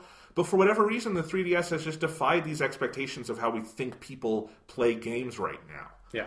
And that's a really interesting story to me. Yeah, no, it's a weird thing. It is, because it is very counterintuitive. It makes you think back to those stories like 5-6 years ago, where it felt like every single website was constantly running like, video games are dying because mobile games are going to be the future and nobody's going to ever buy video games. And then now we're here, and like the PS4 and the Xbox One are selling record numbers. Obviously the PS4 is selling more, but it is easy to forget that like the Xbox One is way outpacing what the Xbox 360 sold comparatively. And then also the fucking 3DS is selling like crazy. And it's like, and again, I guess people just like video games. Yeah, we don't have any hard numbers to compare, but totally possible that the highest selling game of 2016, which had so many high profile releases, was a fucking Pokemon game. Yeah. And that Pokemon game, they were able to spend way less on marketing than like on Uncharted 4. Way less on development, you assume, all these things. And that game can sell 14.5 million units in less than 2 months. Yeah. That's insane. Because those Pokemon X and Y numbers, 16 million, that's over like 3 years now. Yeah. So it's a really insane story, and I think it transitions well into our next topic, where we're going to do a little Wii U retrospective. I'm also going to do sort of a partial 3DS retrospective. Okay. Just because I've wanted to do it, and I also, like Nintendo, probably thought the 3DS would be winding down, so maybe we have to do part 2 of this at some point, but I kind of want to close the book on my life with Nintendo in the last generation before we start the new generation. Is that fair? Sure, yeah. All right. So let's talk about the Wii U, Sean. Yes. Ooh, Wii U. Such a crazy story that this system has had. Yeah. Announced, I mean, it was released in 2012. Yes, a year before the PS4 and Xbox One. Yes, and it came out of, its announcement was so baffling because the Wii had this runaway success, but it had runaway success for a much shorter period than consoles have. It was a supernova of a console. Yeah. It blew up, burned incredibly bright, and then retracted in a way that was kind of weird, where the last couple years of the Wii's lifespan were a lot sparser than you would expect of a console that had 110 million units in the wild. Yeah. So, 2010 had like Mario Galaxy 2, phenomenal. 2011 had Skyward Sword, and that was effectively the last major original Wii game, and it was also acclaimed, but, again, at that point, a lot of people weren't focusing on the Wii anymore. Yeah. And so it was clear to Nintendo that they probably wanted the Wii to live longer than it did, but they had to inject new blood into it somehow. So at E3 that year, they announced the Wii U, and absolutely everyone is confused by this thing. Yes. Because it's, and again, I think my unified theory, my grand unified theory of the Wii U will always be they've rolled out the announcement so poorly that I don't know if you could ever have come back from it, which is that the initial pitch, even to gaming journalism and gaming press, made it look like that thing was a peripheral for the Wii. Yeah. It's called the Wii U. The initial trailers, if you go back and look at them, don't even show the console. They just talk about the gamepad. And it was... Again, it's still kind of an interesting pitch, but the way it was pitched initially made it seem like this is something I'm going to buy for my Wii, right? And a lot of people were confused as to what it was. They showed it off with demo footage of a Zelda game that wasn't real, which is just... never do that. That's a bad idea. Nintendo has a weird tradition of doing that, because they did that on the GameCube, which is what made everyone hate Wind Waker's art style, because they're like, oh, there's the cool trailer of, like, this is Zelda on, like, this technology, and it's, like, cool Ocarina of Time, mature Zelda, and it's like, then they make, cel-shaded Zelda that looks amazing. Everyone's like, fuck this kiddie shit, where's the shit you showed at Space World? Right, I mean, you show off a console like that to show what it can do, but if you're showing a game that will never exist, it's a pure hypothetical, and it's a bad idea. So... yeah, and a lot of those initial Wii U games they showed off at that announcement just never came to be. There never was that Zelda game on the console. They showed off, some mini-game stuff that really never coalesced. So it was very confusing. The Wii U finally launches at the end of 2012, and it comes into a market where the 360 and PS3 were sort of surging in the end of their life. Yeah. And so there really wasn't room for it because it was basically them releasing a 7th generation console, a PS3, Xbox 360 competitor, but when those consoles were on their way out the door. Because now, finally, Nintendo was caught up and could, again, we forget, the Wii U is the first HD Nintendo console. Yeah. The Wii did not output in 480p maximum. And so it was not a competitor in that same way. The menus on the Wii really, at some point, it was sort of unacceptable. When you, loaded up your Wii, you're like... the text on this, I can't even read it anymore. It's so blurry. It was a very strange thing. So the Wii U comes out. Its big launch game is New Super Mario Bros. U, which I have now played, and it's really good, but it's not exactly what you want for a launch title. Yeah, because, how many New Super Mario Bros. Games have they made? Was that, the third one? Fourth one? It was the third/fourth, because around the same time, New Super Mario Bros. 2, which was the third game for the 3DS, came out. Right, yeah. And it made sense on some level, I'll say, because people forget... New Super Mario Bros. Is the highest-selling DS game, which makes it one of the single highest-selling video games of all time. It's up there with Grand Theft Auto 5 and stuff. It sold 60 million units. And New Super Mario Bros.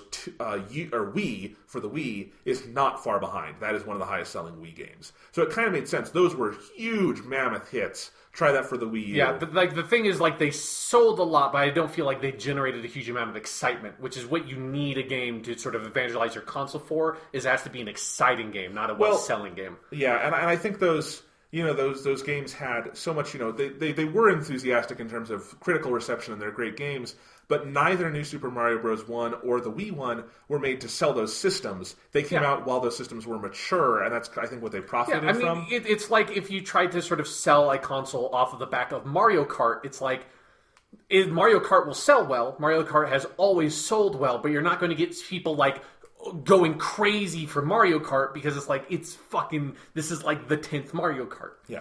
The Wii U at the beginning of its life. So that was the big launch game. They also had Zombie U on day one, which has gone down in infamy as this weird. Some people love that game, and some people have played it. Yeah, I mean, now you can play Zombie on your PS4 or Xbox One, and you can have a lot of fun about how big a fucking deal they make about the minimap in that game, because the minimap used to be on the tablet, and now it's just at the corner of your screen like every other fucking minimap. And so some asshole of the game is constantly at the first hour of that game telling you, like, and make sure you look at your minimap. It's like, I get it. It's a small map that shows me the area I'm in. I don't need you. This is in every fucking video game made for the past 20 years, asshole. It's a very strange experience to play that game completely divorced from the console it was made for. Yes. So they also had Nintendo Land, was like their pack-in game with the Wii U. Their Wii Sports equivalent that did not do what Wii Sports did, obviously. Because it's not, I mean, I've played Nintendo Land, I got it with my system. It tries to do the Wii Sports thing, but it just can't capture that same fun and freshness, and it's very mediocre. So yeah, that did not help them. It was a while before the Wii U really had anything else. I mean, it had a whole bunch of third-party ports that at its launch. That's like it's a fun thing to go back to and watch videos from that time of like people reviewing and doing like quick looks and stuff like that of Assassin's Creed 3 on the Wii U, Epic Mickey 2 on the Wii U, Batman Arkham City Armored Edition, like Mass Effect 3, but only Mass Effect 3 on the Wii U. It's like there was a fairly actually large number. Like if you look at the launch lineup of the Wii U, it has one of like the most robust launch lineups of any Nintendo console ever, because it has all those third-party ports of games that are coming out on the 360, the PS3. That's where I wanted to go next, because that's one of the most notable things about the Wii U launch. I think we've forgotten about this, that Nintendo very specifically positioned the Wii U to compete with the 360 and PS3. That you could buy a Wii U and get because those were not like really old games at that point. No, that was the year that Mass Effect 3 came out. The year Mass Effect 3 came out, 1 year after Arkham City came out. That was the season Assassin's Creed 3 came out. All of these things. So those were of the moment games, and if that had worked and had continued and people kept supporting it that way, the Wii U could have been more viable in that way. For a number of reasons it wasn't. And including most of those ports were shit. Yeah, the frame rate is really fun to go and look back. You could have YouTube videos at 60 frames per second. If you look at that Arkham City and you're like, oh boy, you cannot play this game at sub 30 frames per second. That looks impossible. Yeah, and I have never gone too deep into learning about the technical side of the Wii U. Yeah. It's, in some ways its power was on par with what was out there, but I think it was harder to develop for. It wasn't like the Wii in that you couldn't develop those kind of games for it. It had, the gamepad has everything you need to play a standard game. It's got the two sticks, the two shoulder buttons, all that stuff. It's like the most normal controller Nintendo had made in years since like the GameCube. And the Pro Controller specifically is just a total... I actually still love the Pro Controller. It's a really solid game controller. So anyway, it theoretically had everything it needed to kind of compete until the moment it didn't. Yeah. And that's what was so interesting, because for a long time the Wii U was just kind of off in the desert. I did not get one until 2014. Early 2014 is when I got my Wii U. Because throughout 2013 it kind of had nothing, and then its big release in 2013, the big releases were like Wind Waker HD and Super Mario 3D World. And so I think that was enough finally to kind of get me over the hump, and I was so curious about this thing. Yeah. I got it in advance of Mario Kart 8, which was the biggest system seller they ever had. Yeah. I think I'd love to learn what the attach rate is specifically of Mario Kart 8, because that's got to be mammoth. Like, it's got to be absurd. I just wonder if it's the highest in history for a non-pack-in game. Yeah. Because, it's Mario Kart 8 is pretty darn high selling for a system that only sold 13 million units. Yeah, and same of like Smash Bros. And things like that. So... that was kind of the Wii U. The Wii U was in that first year, like end of 2012, most of 2013. I remember it just being this punchline because I think no one knew what it was for. It wasn't a bad system. It's not like it couldn't do stuff. Yeah. It's just that it had some good games, but none of them were like radical in the way that early Wii games were like, this was made for the Wii.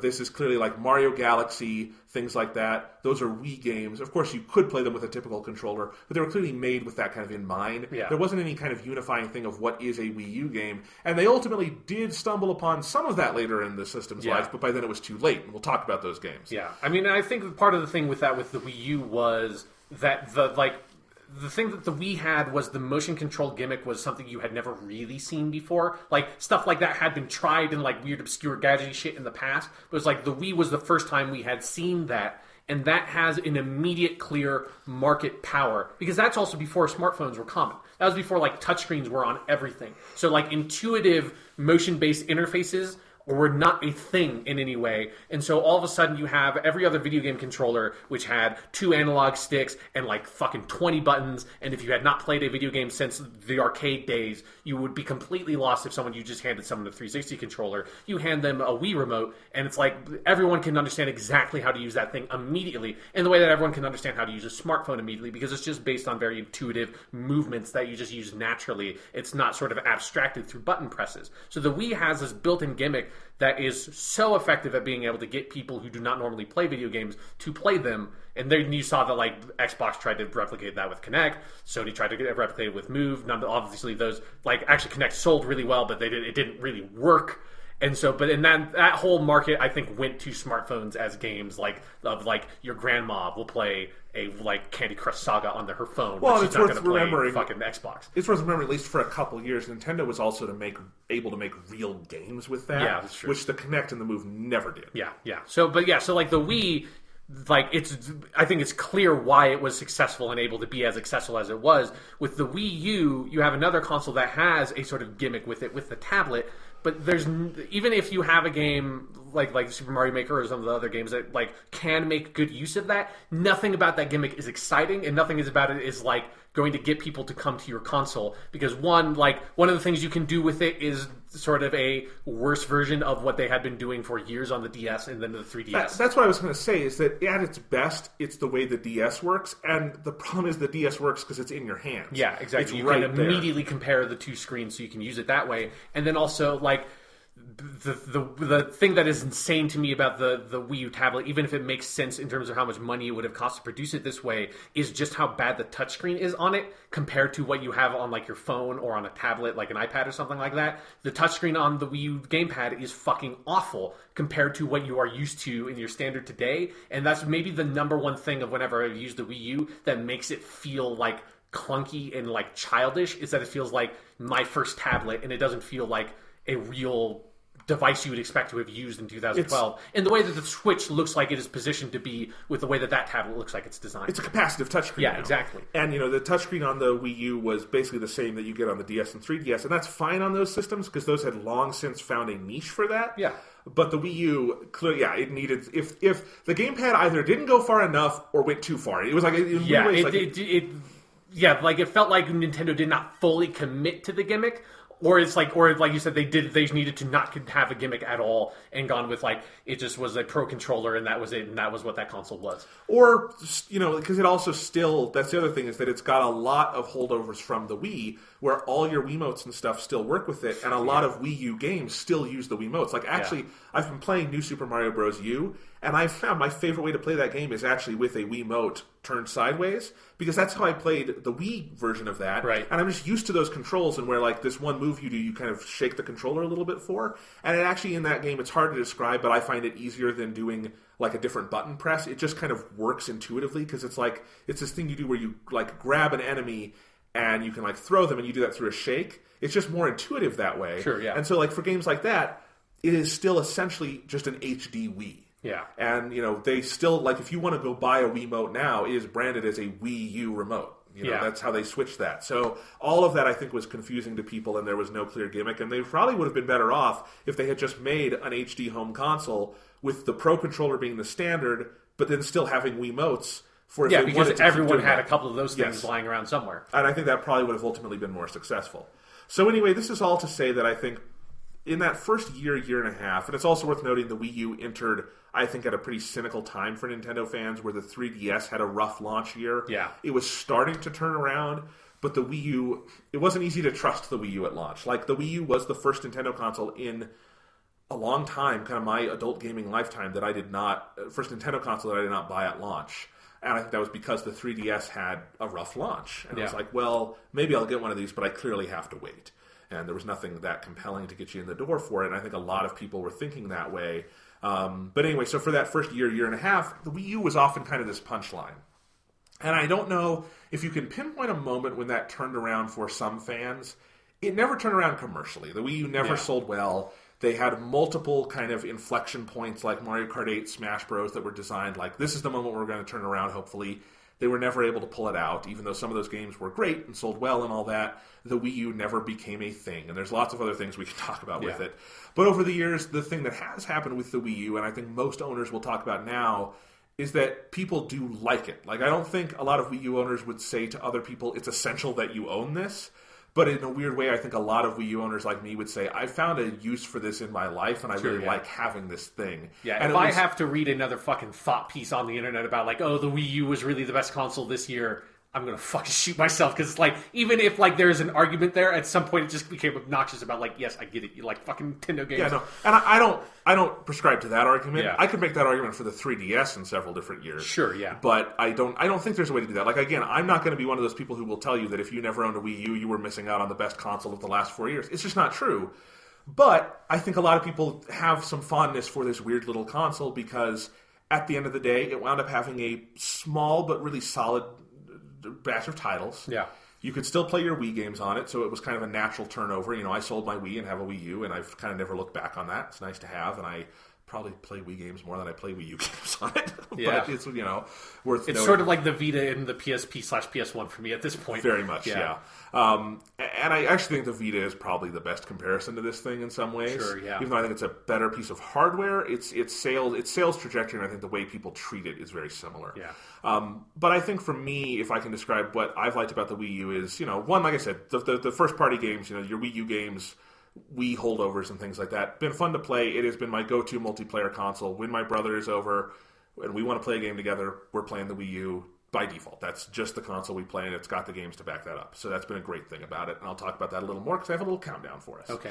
But the other thing is that I want to note is the Virtual Console.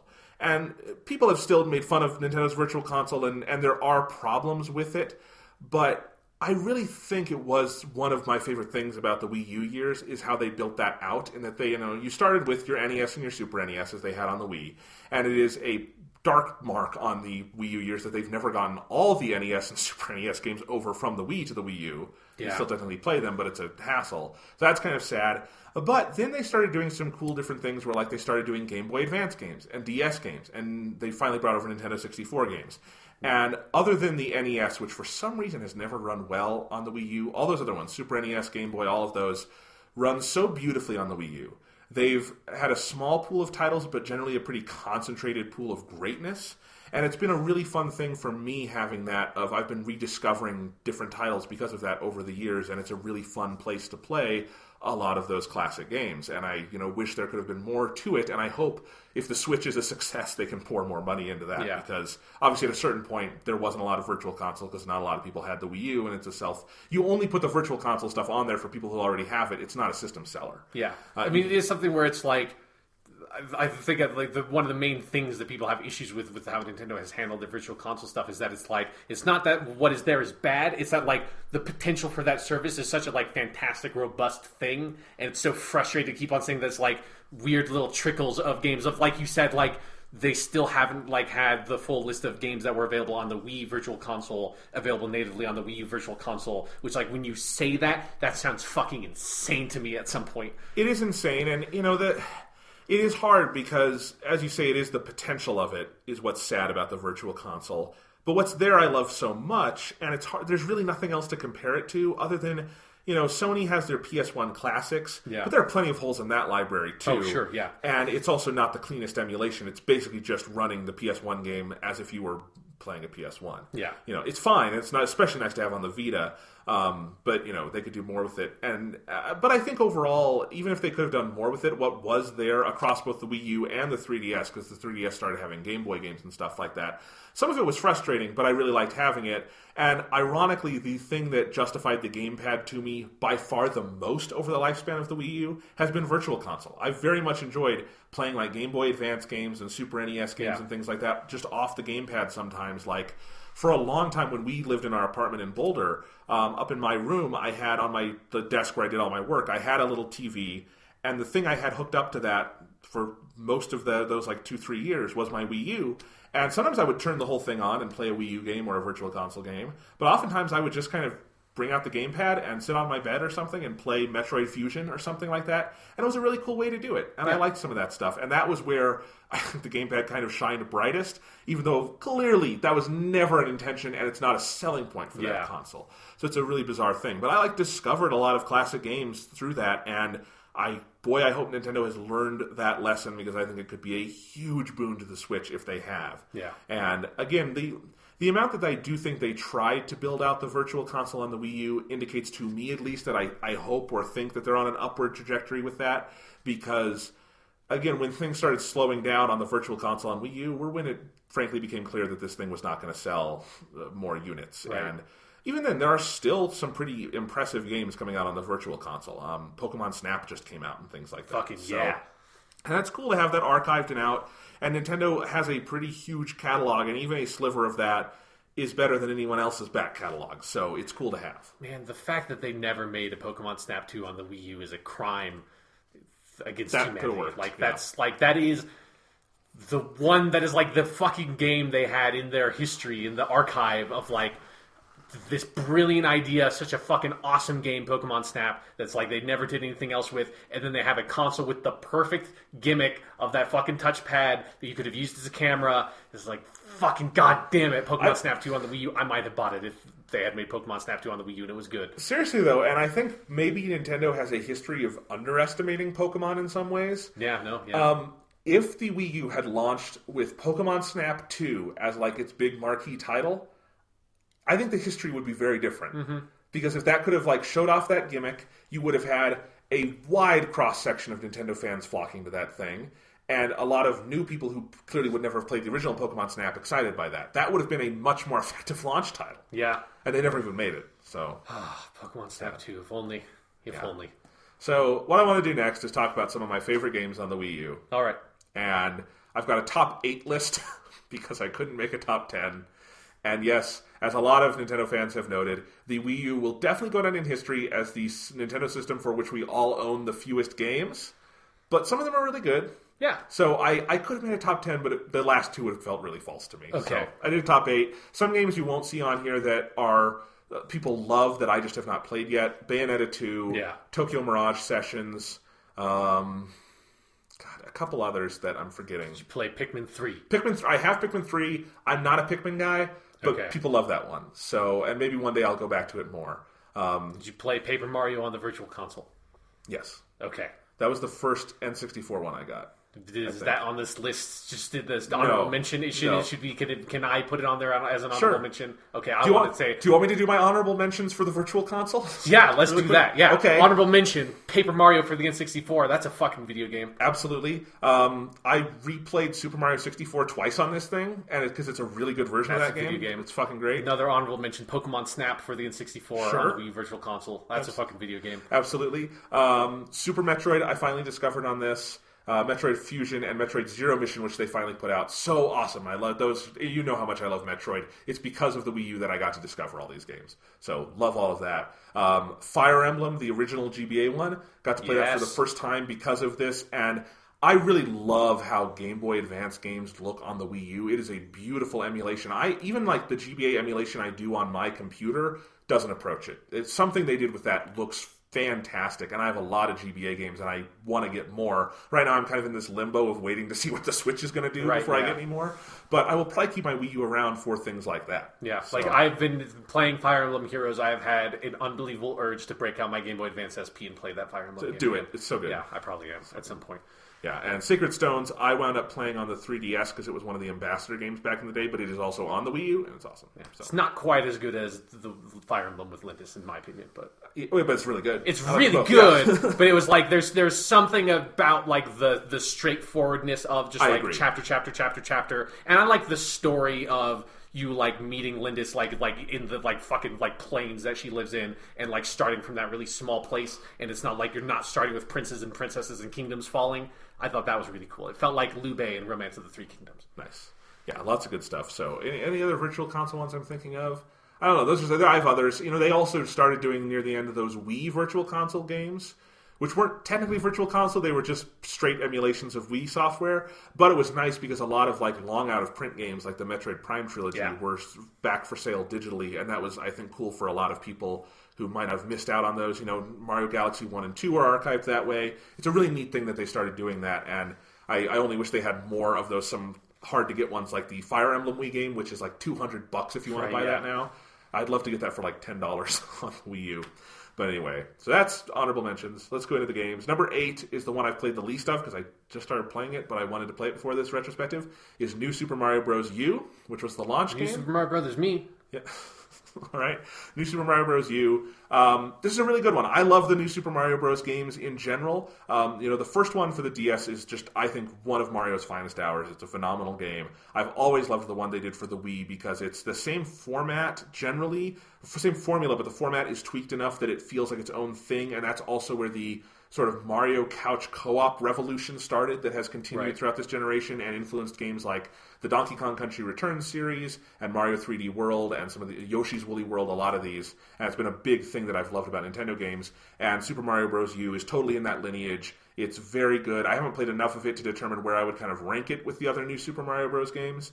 But, back in the day, I did get New Mario Bros. 2, which was the 3DS one, and that is one of the rare Mario games I don't like that much because I think it's just kind of boring. The one for the Wii U is very good. It actually has maybe my favorite desert world in a Mario game, which I often don't like desert worlds in Mario games. This one was very creative, and I saw it was World 2, and I'm like, oh, God damn it. And then I started playing it, and I really liked it. So this one's good. I've played like half of it, and this weekend I got to play a good chunk of it with my brother because this game to me lives or dies on how fun it is in co-op, and it is a fucking blast in co-op, and it is something I hope they don't lose sight of with the Switch. Is that is one of my favorite things Nintendo has been doing over the last 10-ish years, is that couch co-op for like in-depth platformers. It's fascinating and nothing like it has ever existed before, and it's a blast. And it was a blast here too. So that's my number 8. Okay. Number 7 is Paper Mario Color Splash. Oh, right, yeah. I totally understand why some people don't like this game, but I will just say again, the writing in this game is fucking phenomenal. The graphics in this game are maybe the best on the Wii U. They are just so... It looks handmade. Everything about it. It is like what you remember the original Paper Mario looking like in like your childhood imagination memory. It's just a blast of creativity. Yes, the battle system is not that good, and I understand if that kind of kills the game for you. For me, it's like the little price I paid to play through the game, and it was fine. And I've never actually finished this game because it's fucking huge. I put like 40 hours into this, and I have a lot left. It's a huge RPG for Paper Mario. That's longer than Paper Mario. I think it probably is. I think Paper Mario is like a 30-hour game. Yeah, but like, I don't mind it. Like, I will probably someday go back and play more of this, and I kind of like knowing that there's more left for me to go back to. But what I played of it, God, I love this game. And I think if you... if you're so into Paper Mario like 1 and 2 that you never want anything mildly different, you won't like this. You'll be offended by it. Yeah, but if you're open to the larger... Staying against the history of one of the most underrated RPG series in video game history. Sure. But if you're willing to try something else, it's good. Number 6 is Yoshi's Woolly World, which, as we're recording this, has just been re-released on the 3DS. Right, yeah. That's why, I was really confused for a little bit why everyone was talking about that game again. It took me a second. Oh, okay, it came out. It got re-released. I was like, did everyone just fucking buy this game in January all of a sudden? What's going on? Yeah, so it finally got re-released for the 3DS. And I've actually, the 3DS, they did a demo for it, and I played that demo, and it's really cool. If you've never played that game and you have a 3DS, totally get it. It's great. It's a really good platformer. But what made this game to me was the HD visuals on the Wii U, because like Mario Color Splash, it looks like they built everything in this game and just filmed it. Like, it looks like a stop-motion Yoshi game where they made everything out of yarn. It is just a graphical masterclass, in addition to being a really solid Yoshi platformer. They've done a couple of these, like, Yoshi's Island sequels over the years, and this is, I think, the best of them, because they did two for the one for the DS, one for the 3DS. And the one for the DS is pretty good. The one for the 3DS is not. This is a really good follow-up to that original Yoshi's Island. I'd never liked the final couple levels in this game, but overall I love it. And it's another one I played. This one I played completely in co-op with my brother. And it was so much fun. I played that over Christmas break right after I graduated. And I'll say that was kind of a rough time for me. I felt like this intense melancholy after I graduated college that I wasn't expecting. Like, I did not want to adjust out of that. And Yoshi's Woolly World was like the thing that balanced me out when I was really sad, because it's one of those things you look at and it is just concentrated fucking happiness and cuteness to the point that it's like a little too sweet at times, but when you're depressed it helps. So anyway, love Yoshi's Woolly World. It was a very special game and part of this larger trend of co-op games that I just loved on the Wii U and that defined that system for me. And something I really hope they don't leave behind on the Switch, because I actually think the Switch is really well positioned for that kind of game. Like, one of the things I hope they do is make games like this where you could maybe just take those two Joy-Cons, give one to each person, and there's no reason you need complex controls for one of these. Yeah, you just need, like, to move, jump, and, like, maybe an action button. Yeah, and it could work great if they do more like this. I think that, because there's no barrier to entry for that, because every Switch you'll at least have what you need to do a two-player version of that. Yeah. And I'm so excited for that possibility. So I hope they don't lose sight of that. Number 5 is Super Mario 3D World. Right. And it's a great Mario game. It's really good. It's a great follow-up to Mario 3D Land, which I think is one of the landmark Mario games. And it's kind of weird that, like, for the Wii U, just being a really solid, good 3D Mario game wasn't maybe enough to push it over the edge for some people, because this was not Mario 64, this was not Mario Galaxy, this was not rewriting the rules, because frankly the game that did that was Mario 3D Land. It was on the 3DS, and this was a direct follow-up. But it's really inventive, it's got absolutely beautiful music, and the best thing about it, again, is that you could play it in co-op, which makes this the most unique of those 3D or Wii U co-op games, because this one is not a side-scroller, which is what Donkey Kong Country and Yoshi and all these other ones were. This is a full, 3D Mario game. It's got some side-scrolling elements to it, but again, I played through this whole one with my brother, and I loved it. It is such a unique experience, even if the game structure is just borrowed from that 3DS game. This feels kind of unlike any other Mario game, and to me that makes it very special, and I think it's totally worthy of being in that main Mario canon. I see people kind of wanting to erase it now that we've got, like, Mario Odyssey on the horizon, which is a new, like, the next of, 64 Sunshine Galaxy. But I'm fine with Mario 3D World. It's really good, and I don't want to it's sometimes when Nintendo is just really good, people want to discount it, and that annoys me. This is a really, really good Mario game. Maybe it's not a great one, but also, like, in terms of HD Mario, this one's got the goods. It looks amazing at times. It's got that cat suit. Got the cat suit. I love Cat Mario. I think it's hilarious. It's a good power-up. They had some weird... All the Mario power-ups on the Wii U were built around rodents. Have I told you the big power-up in Mario Brothers U? No. It's a flying squirrel suit. It's bizarre. Huh. It's actually a really good power-up. I like it.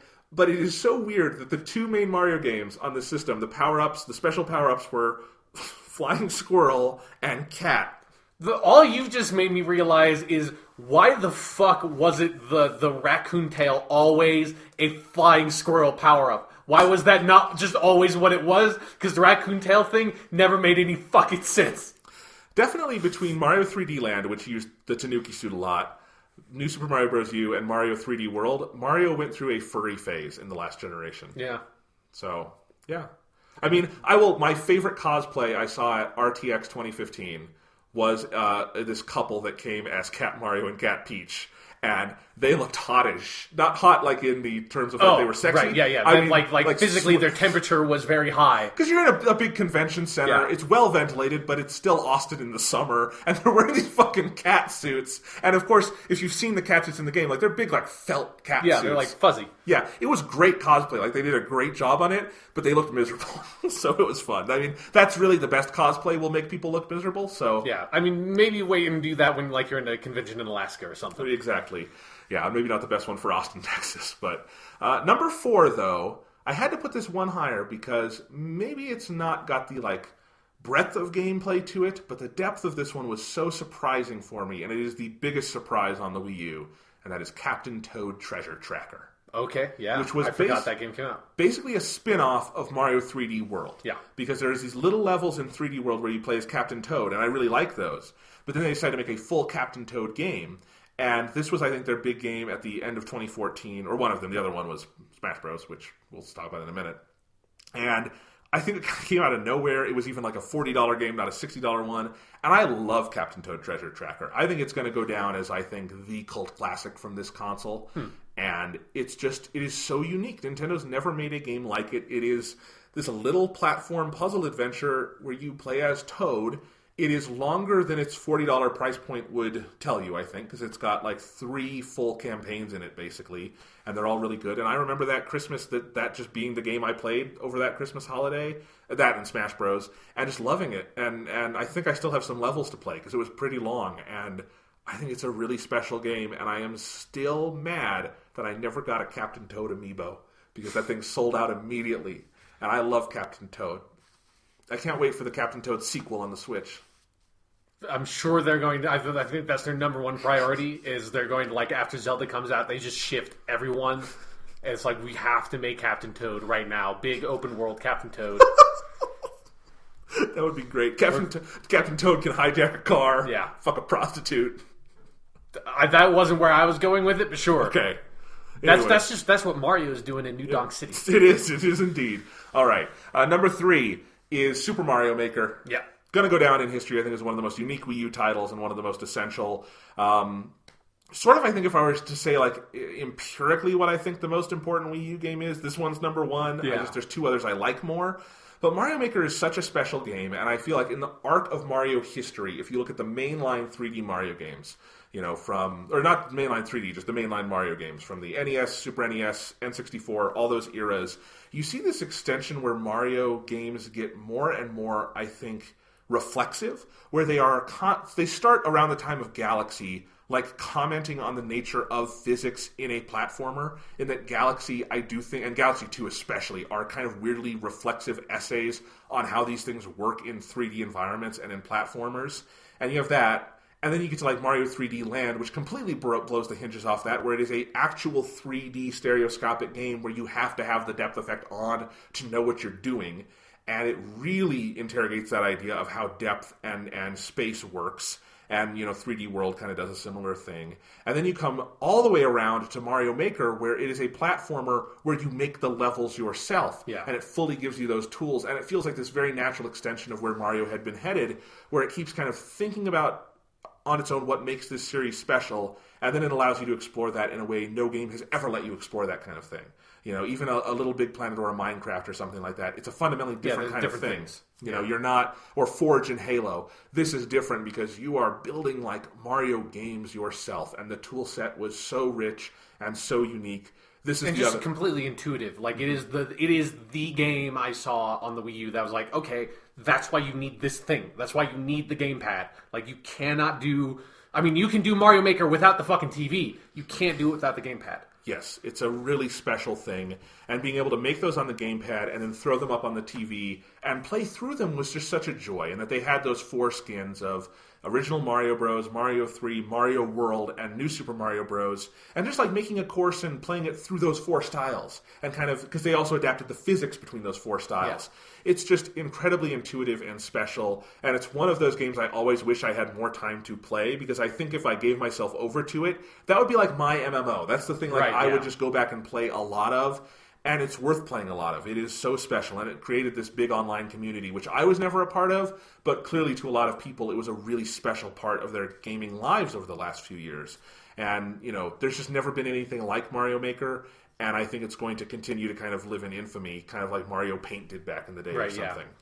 Yeah, like Super Mario Maker is like the one Wii U game I can really point at that felt like it made a cultural impact larger than just the people who played the game and just like the people who bought Wii U's. Like, you know, even if like Super Mario 3D World is a great game, and like I like admit that, like I haven't played it, but like I'll assume that that's totally true. It didn't like penetrate outside of that bubble. Like even like Mario Kart for the Wii U and Super Smash Brothers for the Wii U, like probably really great games, but nothing about them penetrated outside of that space. And Super Mario Maker felt like when that game came out and it broke big, and it felt like it penetrated that space, and just like all of a sudden it was a part of my life. Just like being on YouTube, you couldn't avoid seeing like random videos of people playing Super Mario Maker, like listening to podcasts and stuff like that.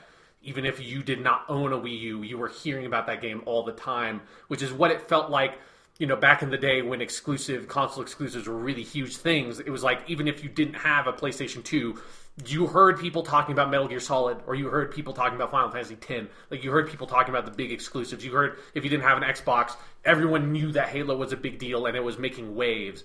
Super Mario Maker is like the one Wii U game that I felt like did that. Absolutely, and it is Yeah, it is the number one Wii U game in a lot of metrics. Yeah. My number 2 and 1, which I'm going to transition into now, are there because I'd be so lying if I didn't put them as my numbers 2 and 1, because they are the 2 games I've played the most on my Wii U, and I will continue to play a shit ton of, in part because one of them is getting ported to the Switch. Yeah. And that my number 2 is Mario Kart 8. I don't even necessarily think of myself as that big a Mario Kart fan. I like them a lot, but I've often kind of run hot and cold on them in some ways. Right. Mario Kart 8 is just kind of a perfect Mario Kart game. I think going to HD and having that level of visual ingenuity where it can look that beautiful, be that colorful, run at a smooth 60 frames per second, even if you're in split screen, Mario Kart was always born to look like that and just be a visual auditory feast. And Mario Kart 8 finally got to be that thing the series I think always wanted to be. Yeah. But it just moves smoothly. It is the fastest Mario Kart game, especially once they added that 200 cc's. It's got killer DLC. The DLC for Mario Kart 8 was just fantastic, and those are still probably my favorite courses to play are some of their DLC ones, which that's the mark of good DLC, like a good map pack in Halo or something. But also, again, this is one of the 2 games by default when I'm hanging out with my brother, we play. It's Mario Kart 8 and my number 1 game, which I'll talk about in a second. And it's just solid. It's so good. Is it as innovative as most of the other games I just did on this countdown? No. But it's iterative, but it's a really good iteration on that. It is the best Mario Kart game. It is the smoothest, cleanest, most fun to play. And I think there's no coincidence that they are making that one of the first Nintendo Switch games, because even if it's sold a lot, not enough people have played this. This is a party game in the vein of the best, and most popular GameCube and Wii games from back in the day. And I think it's fantastic, and I've played so much of it, and it has to be my number 2 for that reason. Okay. Well, I think it's a huge mystery. What could possibly be number 1 if, we already said Super Mario Maker, we already said Mario Kart. I thought that's all the games that came out on the Wii U, Jonathan. Batman Arkham City Armored Edition. We all knew it. It's it was the one thing that Batman Arkham City always needed was a shit frame rate and a meter that built up when you were doing well in the combat that you could press a button that made you do better in the combat. Yep. It is the definitive way to play Batman, I think. The choppy frame rate speaks to the shattered psyche of Bruce Wayne. I mean, it really just makes the experience cinematic in a way that just playing the game at 24 frames per second sort of reveals, I think, the real Nolan-esque universe they were going for. It makes me think of that time I went to see a revival screening of Tim Burton's Batman, and the film print broke. And that's the way to see that movie. Mm-hmm, exactly. And I mean, the one thing that Batman was always missing was really big, cumbersome armor all over him. The same thing with Catwoman. When I look at Catwoman, I'm the one thing this lady needs is a suit of big, clumsy armor to just be on her at all times. And that's what makes her lithe and cat-like, because all cats, as we know, have protective chitinous shells around them at all times. My actual number 1 is Super Smash Bros. For Wii U. Armored Edition. Armored Edition. I love this game so much. You guys have heard me talk about it, and maybe not as much as I probably should, because I have probably put over 100 hours into this game. Yeah, I remember when you first started playing this game, and the hour counts you were bringing in every week were kind of unsettling. That was the 3DS also. Yes. Because my 3DS, it's still my most played 3DS game at 80 plus hours, and I've got probably even more now on the Wii U because I've played it so much in co-op with my brother and stuff. But I think it's almost a cliche to say this, but I really do think it's just the best game on the Wii U as a video game. It is the best version of Smash Brothers. We can all be nostalgic for Melee as long as we want. At the end of the day, that is a 15-year-old game. Yeah. It doesn't hold up in the same way I think some people think it does who are not competitive gamers. But what I've always said about Smash Bros. For Wii U is that it plays the way you remember Melee playing, with some really solid improvements, but also just having that kind of smoothness and speed that you can only get from having a modern, HD, really beautiful 60 frame per second game like that. And that benefits, that is such a huge part of it. It has so many great stages. The character roster in this game is just fucking insane. And the DLC in this was the highlight of the Wii U for me, was following that DLC as it came out. And they added crazy characters like Ryu and Cloud and Bayonetta and some of those accompanying stages. And they got some of the old N64 stages out. It was just such a blast. There are some things about Smash Bros. For Wii U that don't work. I don't like the single player mode in this one, which is like Smash Tour. It's not very good. And I don't think their classic mode, where you rise up through the ranks, is as clean as the one on the 3DS, say.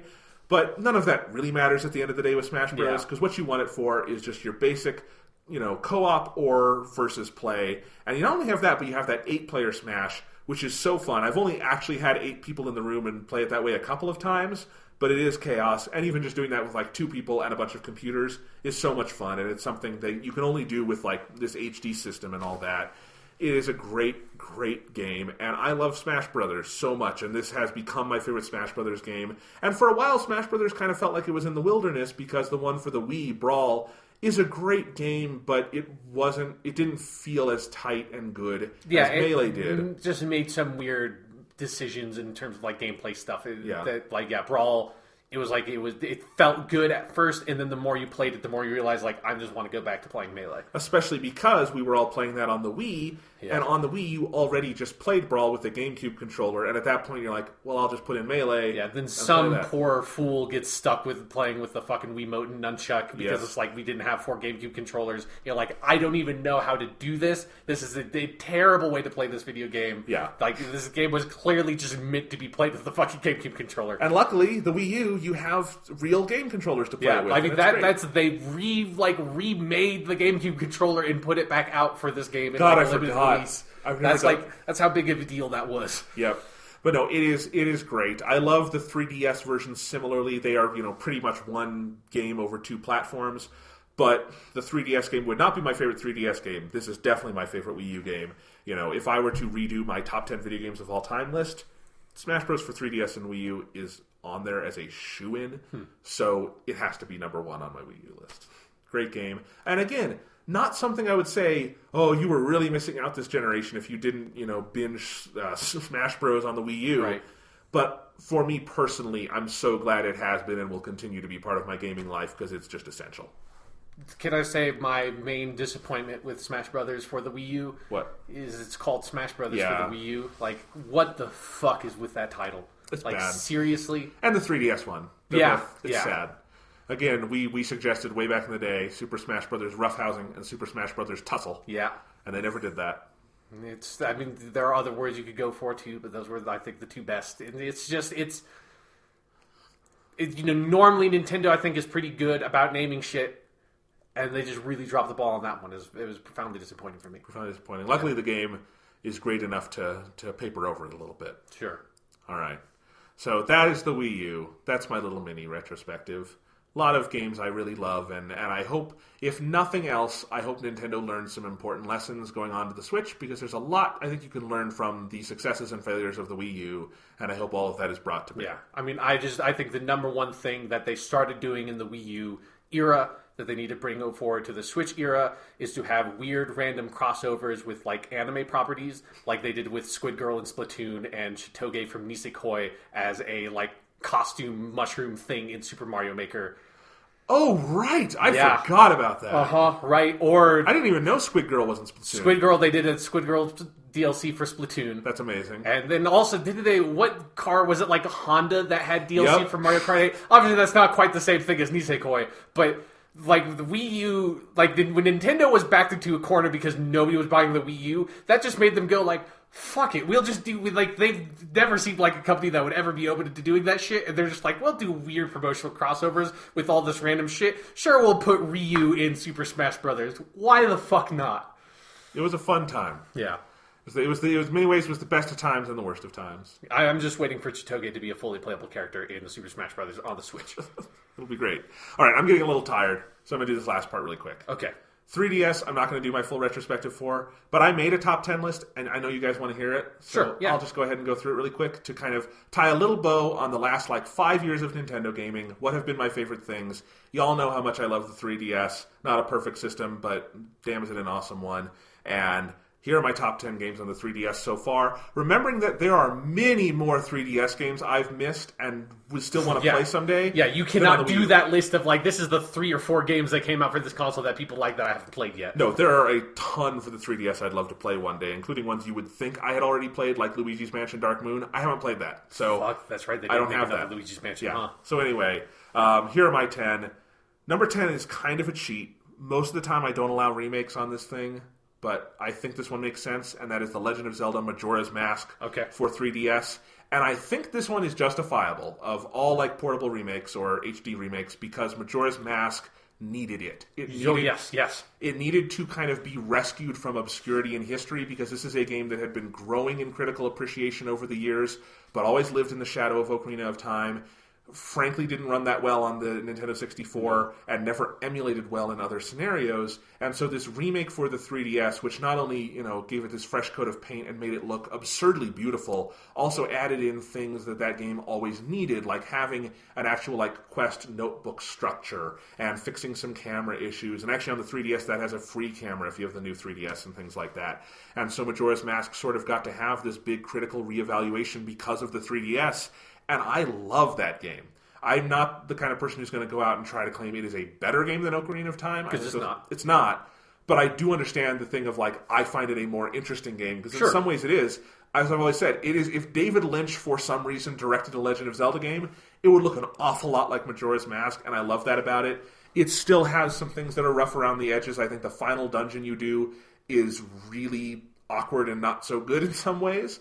But so much of that game is so special. It does things that no other game has ever done. And I think its re-release on the Nintendo 3DS kind of revealed how ahead of its time that game was back in the day in having this structure of this repeating time travel loop that frankly has never even been attempted to be repeated because it is so singular. Yeah. And I think one of the great joys of the 3DS was getting to experience it that way. I also played Ocarina of Time on the 3DS the first time all the way through. But I could have played Ocarina of Time any number of ways before then. I think the 3DS version is clearly the best because they got to improve it in some ways. The water temple and the boots and things like that. But it didn't need to be rescued the same way Majora's Mask needed it. And so it makes the list for me. Yeah, I think that is a justifiable reason. Okay. Number 9 is Animal Crossing New Leaf. Okay. Which I take for granted, and I totally forgot until I was like, what other game do I want to put on here? Oh, right! I have that. I've played it. I love it. That's a really good Animal Crossing game. It works great on the 3DS. That's just... That game was kind of made to be portable. Yeah. Although I still think it's weird. I think it's not that weird, but it's another game that somehow never had a Wii U game. The Wii U never had a new Zelda, never had a new Animal Crossing, all these things. It's a strange thing about the Wii U. But we had one for the 3DS, and New Leaf... it even recently just got that welcome amiibo update that added all this new stuff into it. So it's still going strong, and it's one of those games I wish I had more time to play because I really like it. So that's that one. Number 8 is Fire Emblem Fates, which you've heard about. Which one? All of them together. Okay. If I had to pick one, it's Conquest. That's the one I like the most. But I'm just saying overall, Fire Emblem Fates. I did a whole spiel about this on my top 10 games of 2016. You can listen to it there. It's Fire Emblem. It's not the best Fire Emblem, but it's better than most things. So there you go. Number 7 is Kirby Planet Robobot, also from my top 10 games of 2016. I really love Kirby Planet Robobot. It's fun. Number 6 is Persona Q, Shadow of the Labyrinth, which is a goddamn great game. It's just a cool Persona game. It's got so much good story stuff in it. Music's beautiful. It's a little too long, but I think it overall meshes with the Etrian Odyssey game structure so phenomenally that I really someday want to play an Etrian Odyssey game. And I know a new one is coming out for the 3DS later this year, and I think I'm probably going to have to jump in with that because it's such an addictive structure, and it worked with Persona so well. And Persona Q, my clock on that is it is longer than either of my 2 playthroughs of Persona 4 or Persona 3. Yeah. So it is a long game, and it is a great game, and it was so cool that we got that for the 3DS, and I love Persona Q. Hell of a soundtrack. Hell of a soundtrack. Number 5 is Pokemon X and Y. Probably the best Pokemon games in a lot of ways since the original Game Boy ones, like Red and Blue and Gold and Silver. Definitely the best since those. And arguably you could make the argument the best overall because they are so fleshed out. They have a much better story than you come to expect from Pokemon. The world is so immersive. The music is so great. It made some really big quality of life improvements that Pokemon had always needed, like what they did with the experience share. And at a time when I was feeling pretty cynical on Pokemon and wasn't sure if I was even going to play these, X and Y Y is the one I played, really took me, and I fell in love with those games. And I know a lot of people like that. I think the critical analysis has generally been people like Sun and Moon more. I'm not on that camp. I found Sun and Moon very boring, but I would happily go back and play more X and Y in a heartbeat. Those are great Pokemon games. So, cool. Got that. Number 4, Smash Bros. For 3DS. Take everything I said about the Wii U. It's almost as good on the 3DS. It's just a little more awkward to control. But when you're on your own and you just got to play some 3DS Smash Bros., hey, There are worse things you could do with your time, and that is still one of the most technically impressive games on the 3DS because it runs at that smooth 60 frames, looks fucking gorgeous, and has pretty much all the same roster of characters and most of the same stages. It's a blast, and I've put like 90 hours into it. So, number 3 is Bravely Default. Right, yeah. One of my favorite game soundtracks of all time.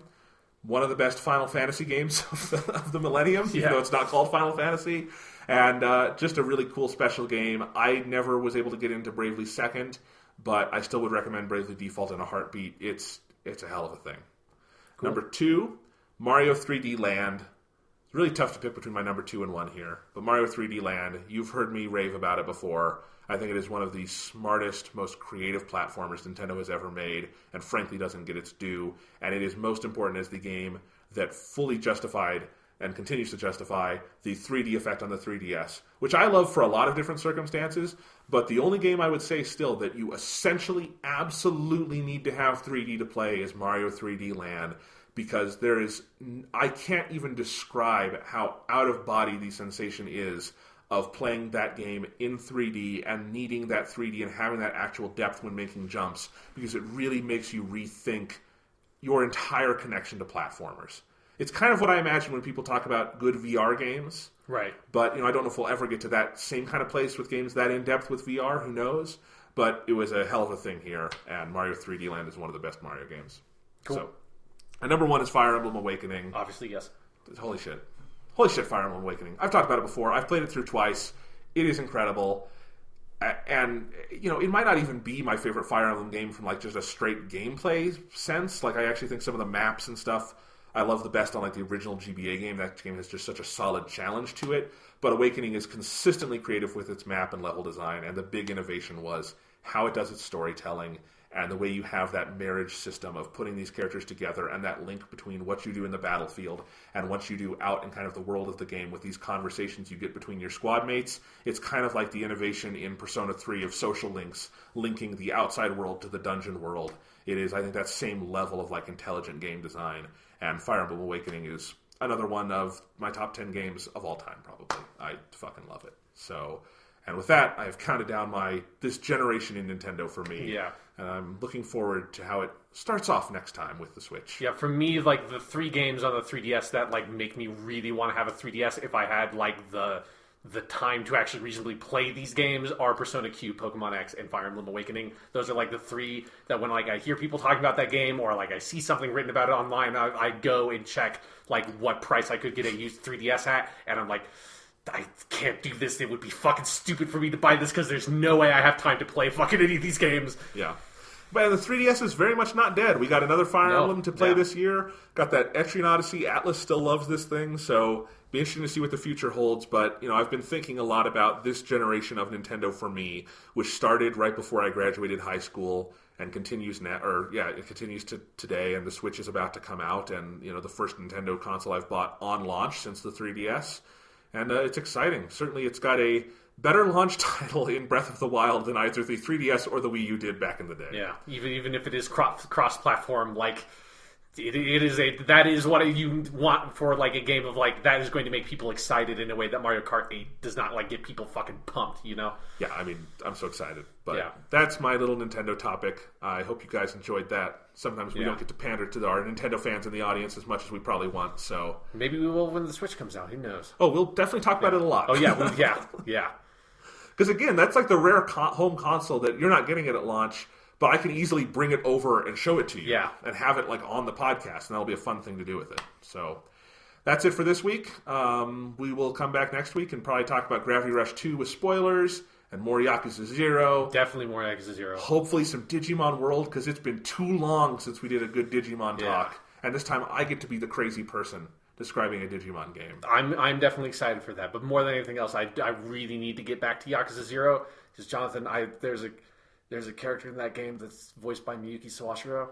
And she's a major. I have to play more of that game. So we have to stop this podcast.